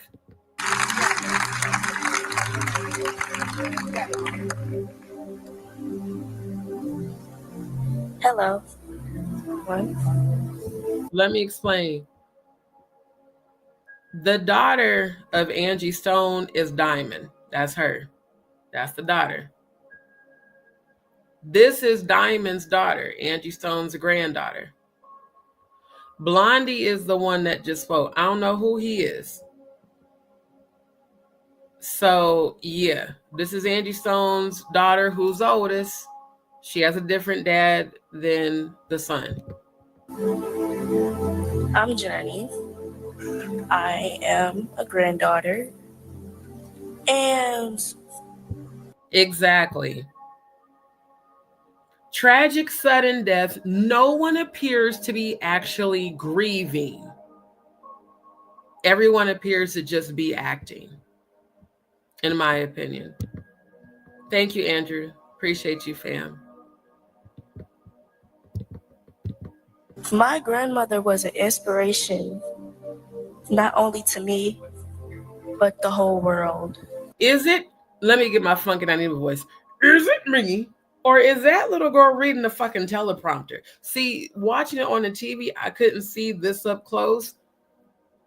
If y'all think she's reading a teleprompter, please put a Y in the chat, because I swear to God, it looks and sounds like she's reading something.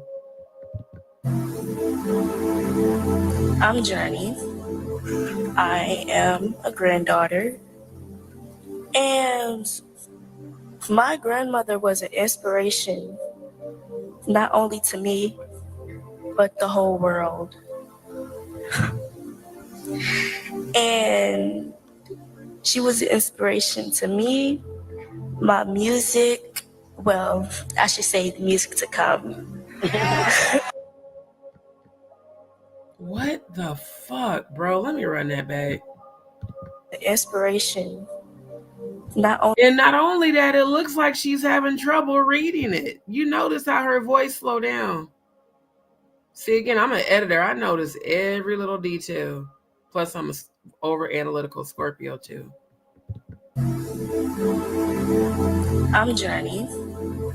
I am a granddaughter. And my grandmother was an inspiration, not only to me, but the whole world. Oh my God. I'm going to be mad as hell if I find out they had that little girl read off a damn teleprompter. That's so fucked up. Very rehearsed, Faye. And horribly rehearse. You know how when you go in to try out for acting and you gotta remember your lines? It's given she ain't remember her lines, so she gotta read a teleprompter. It's real weird. Right.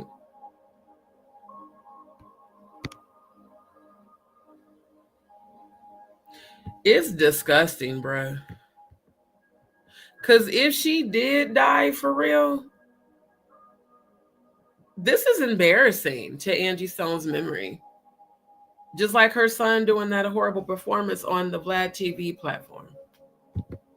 And she was an inspiration to me, my music, well, I should say the music to come.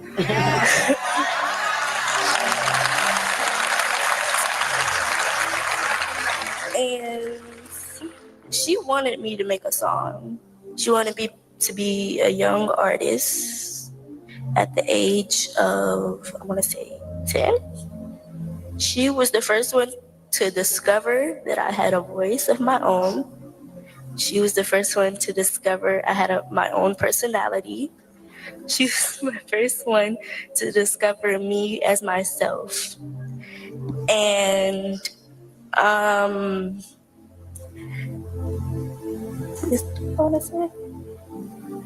that's it.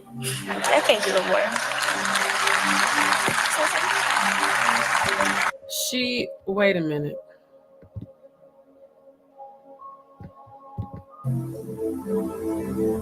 I'm Journey. I am exactly a granddaughter. Andrew. And my grandmother was an inspiration, not only to me, but the whole world. And she was an inspiration to me, my music, well, I should say the music to come.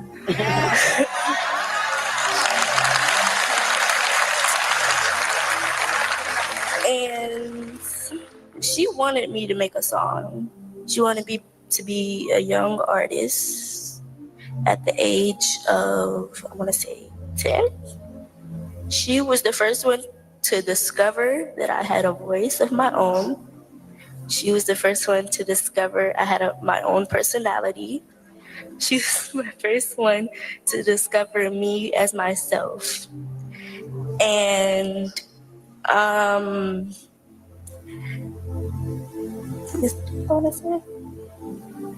that's it. She literally just asked, is that all I'm supposed to say? Oh my God. This is embarrassing. I can't do no more. And then she said, is that all I'm supposed to say? I can't do no more. It's like the pressure is on. You know what it reminds me of? That kid that's doing their first play that gets stage fright. Exactly. Thank you. Just like her son. And according to him, she was promoting him joining the industry, knowing how it was. Yep, exactly. D'Angelo did not show up for any of the services because he probably knows what the fuck is really going on. Yep.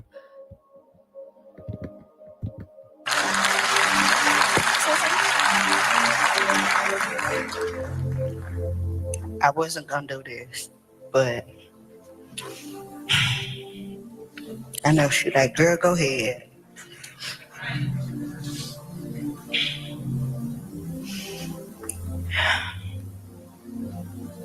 Dear mommy, where do I start? We've come so far and weathered many storms together. I remember the penny I got you that said, don't be so busy making a living that you forget to make life. Well, you took that on because by the looks of things, your life was way more interesting than I ever knew. I know you're at peace with Grandma and Granddaddy. And I can imagine the smiles on y'all faces. We miss you all so much.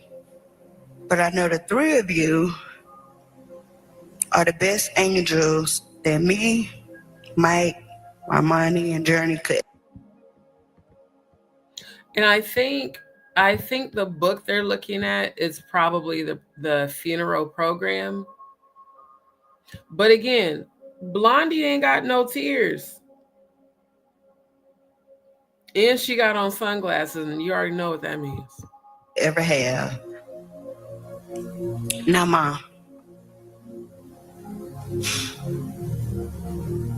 why would you get me used to waking up 4 in the morning for you to call about TikTok and money and Great point. If you're a big star, but you only have $3 million left to your name, would you get rich if you did this and got some money? Look, I wouldn't put it past nobody. Because keep in mind, her last live on December 26th, which is 2 days before Childermas, the last satanic holiday of the year. Angie Stone's catalog up nearly 13,000% in streams, 10,700% in sales following R&B great's death. If this whole thing was faked, allegedly, for the sole purpose of her getting back her coins, it might explain why there's no emotion from the family that tragically lost their mother, grandmother, loving best friend, all these things. What your plans for the day were, and did I talk to Mike? Did I yell at him about something? Like, you threw my sleep schedule all the way off, like many others. I'm quite sure y'all know about them late calls.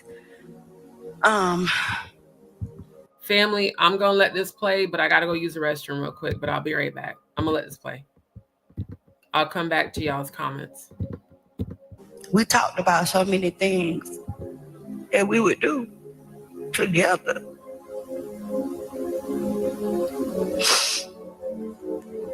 We built a house together, no matter what it looked like. You love me and I love you. I'm going to wait to go to the bathroom because I don't see any fucking tears. I hear the sobbing. I don't see no tears.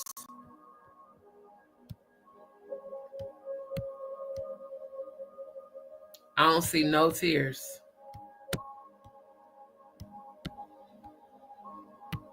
Yeah. Yeah. Yep.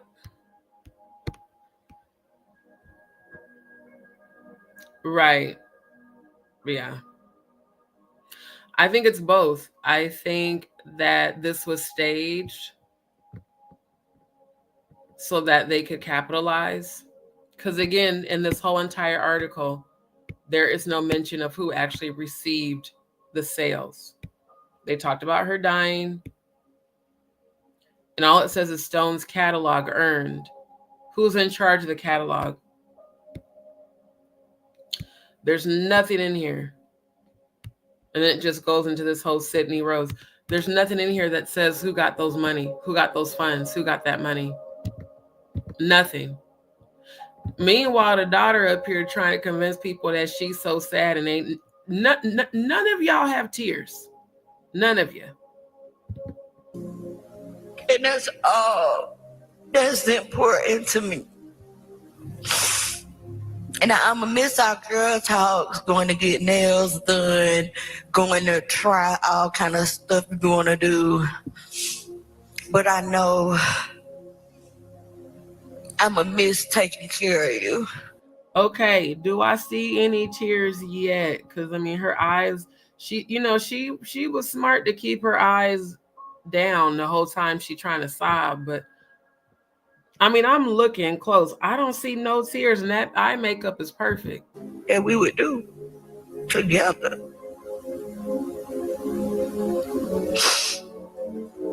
We built a house together, no matter what it looked like. You love me and I love you. And that's all that's important to me. And I'm going to miss our girl talks, going to get nails done, going to try out. I mean, not nan tear. And as close up as the camera is, you'd be able to see the tear streak even through the makeup. When Elissa died and I went to her funeral, I had on a full face of makeup, was really cute. When I broke down, all my shit ran. The foundation, the powder, the mascara, everything ran. If she was crying for real, we would see tear streaks through the makeup.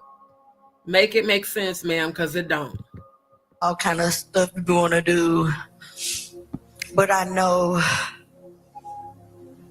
I'm going to miss taking care of you.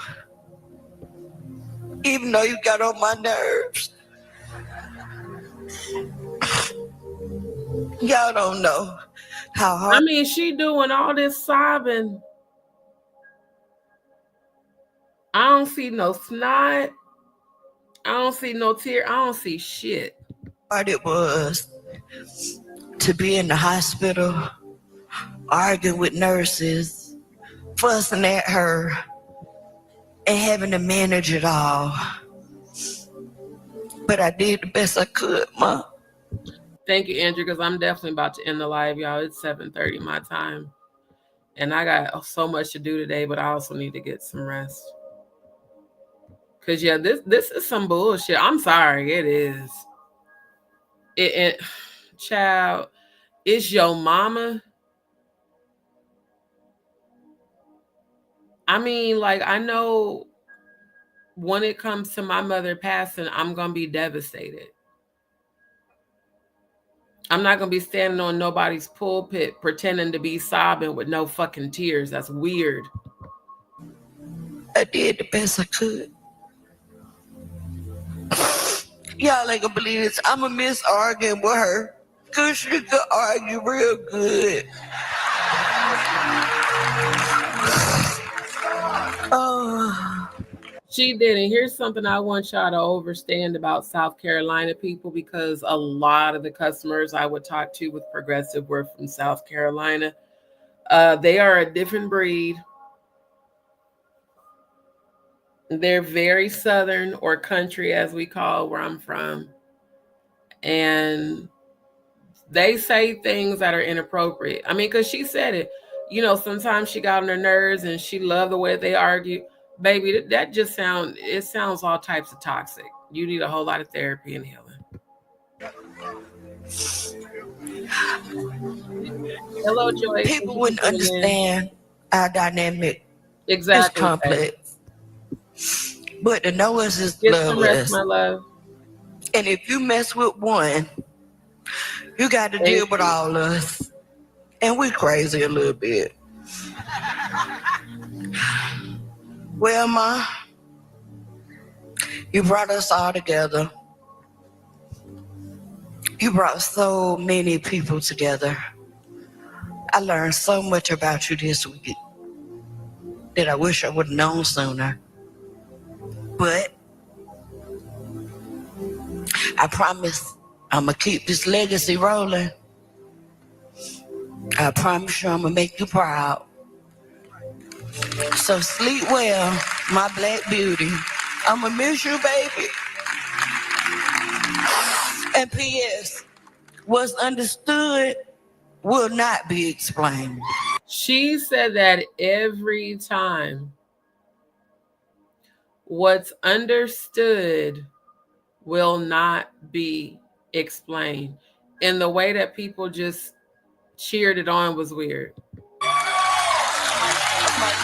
Now, I don't recall if that's something that Angie would always say or not, but I thought it was weird that she specifically her daughter Diamond, said that at every celebration, what's understood will not be explained. What the fuck? What does that have to do with your mama dying, and why you ain't got no fucking tears? Shit is weird, bro. Definitely seemed like they were trying to force emotions for real. So, yes, family, I want to thank everybody for tuning in. I've got to go to the bathroom and I got to go to sleep. But I'm going to, tonight, not going to watch the whole rest of that video, but I'm definitely going to show the part where her son speaks. It's even worse, y'all, when the son speaks, okay? It's much worse. And then the actual homegoing service, they're even more emotionless. And again, this is your mother. So it makes me wonder, did the kids give a fuck about her when she was alive? Because keep in mind, that same daughter was all out in the media a few years back about Angie Stone allegedly knocking her teeth out. Because Angie talked about it during the interview. She said, "Oh, you're not going to be in my house and disrespect me." I don't think her kids really had much respect for her. I don't. And the fact that D'Angelo didn't show up was even more weird. Thank you, my love. Thank you. Yes, prayers are still needed, family. Thank you so much, because my body is still going through a lot. Definitely appreciate that. And yeah, she said in her interviews that both her kids would be disrespecting her a lot. Hell, even on the video where they was on the Vlad TV platform, he was disrespecting her then. So for those of y'all that didn't see, definitely go back, catch all of the replays. Because I reviewed that interview too, where he came and was disrespecting her on. And Angie even told him on that interview, she said, at some point, you're going to have to let your pride go and admit that your parents, me and your father, paved the way for you. No Kleenex, child, no nothing. So, family, again, thank you for tuning in. Thank you for all your prayers. Your positive energy is definitely needed. And family, for those who can, please send a donation. I am trying my hardest to get in with the doctor, hopefully this week, so that I can get this process started for my GI surgery. So I am actively seeking a colorectal surgeon that will work with me. And I'm still seeking to restabilize my life. So anyone that can, please send donations to Cash App. If you don't have access to Cash App, please send it to Venmo. It is needed. And y'all know normally I don't even put my business out there, but my body's been putting me through a lot. I have been losing a lot of blood, and I have been in quite a bit of pain. That's why I took the last, couple of nights off to just rest. And then also with, me having to keep moving around, that is also playing a big role in the excess blood loss and the pain. So for those who can, please send a donation. For those who cannot, just send a prayer. It's definitely needed, for sure. And I appreciate you guys so much. Thank you, Lisa. Thank you so much. So yeah, thank you, Doris. I appreciate that, because I'm very thorough. I always put out receipts. I'm not gonna ever just get on here. Like, unfortunately, the people that was on the one dude's YouTube that was just saying stuff, the white lady just saying stuff, the other dude just saying stuff. No, I'm always looking for receipts that I can present so that people aren't saying, "Oh, it's just me." Nah, receipts. So tonight, come back again. We're going to do part 2. I'm going to finish reviewing that part of the first memorial. And by the way, family, that is a memorial where they were selling t-shirts as well on Friday. And then I'm going to review the actual homegoing, but not the whole video, because it's like over 3 hours. I time-stamped the relevant points, because I ain't going to hold y'all. For those of y'all that watch the homegoing service, in my funky Anita voice, is it me? Or was Shirley Caesar drunk out her fucking mind? She looked and sounded like she was drunk as fuck in that pulpit. I said, boy, just the dumb shit. Juan, thank you. Grand Rising Chelsea. Thank you, my love. Thank you. Thank you. Yes. And I'm speaking healing. I know God's going to provide. And family, I ain't going to hold you. I do need help because I'm going to have to, unfortunately, move again because the place that I have booked now got booked by someone else. So this is the frustrating thing, is that as much as I need to be resting, I can't, because whenever I'm in a place and it gets booked, I got to keep it pushing. So definitely anyone who can send donations today, please do. I really need to get in with a colorectal surgeon and get this process started to get my surgery done. And also it does help with, you know, the costs associated with constantly moving around. I'm going to see if I can work out something where I'm currently at, where maybe I don't have to move so much stuff, and hopefully can come back here later in the week. So family, I love you guys. I appreciate you all. Again, to those who can donate, please do. I can't tell you how much. I don't want to go into too much detail, but because it's honestly quite gross. But the way this has been affecting me is concerning to me. It's concerning. And I really, really, really want to get in with the GI and the colorectal surgeon so I can find out whether or not these tumors are cancerous or benign. That's the biggest concern right now. Because of the rate to which they have grown, that's the concern. And I can feel that they've grown because they're pushing on the fibroids that are also. So it's nothing to be made fun of. It's nothing to take lightly. It's very serious. And there's a lot of out-of-pocket costs associated with me getting in with the GI and the colorectal surgeon. So for those who can, please donate. And like I said, for those who can't, just send prayers, please. Yeah, her giving out her phone number publicly from the pulpit was also very telling. So yes, thank you so much, Doris.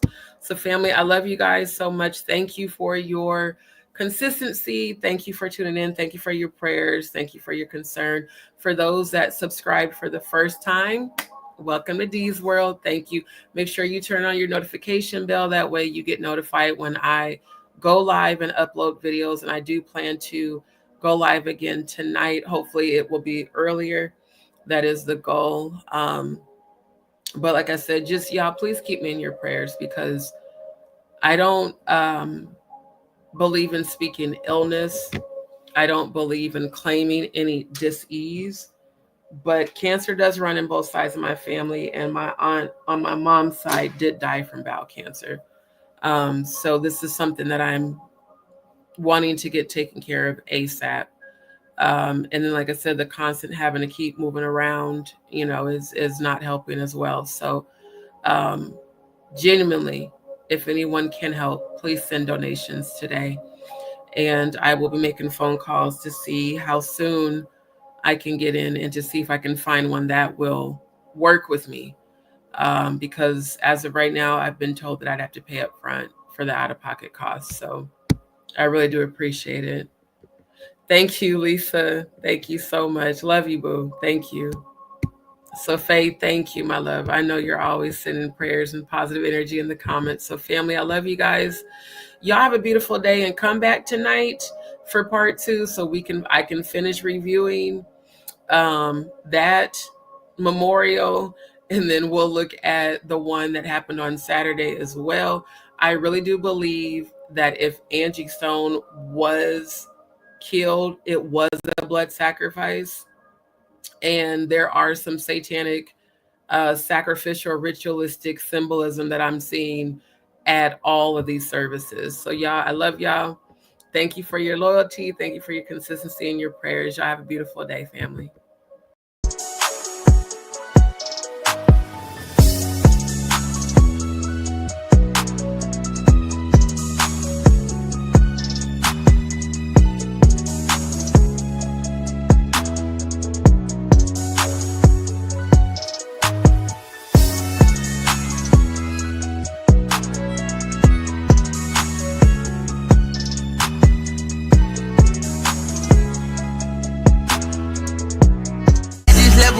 thank God.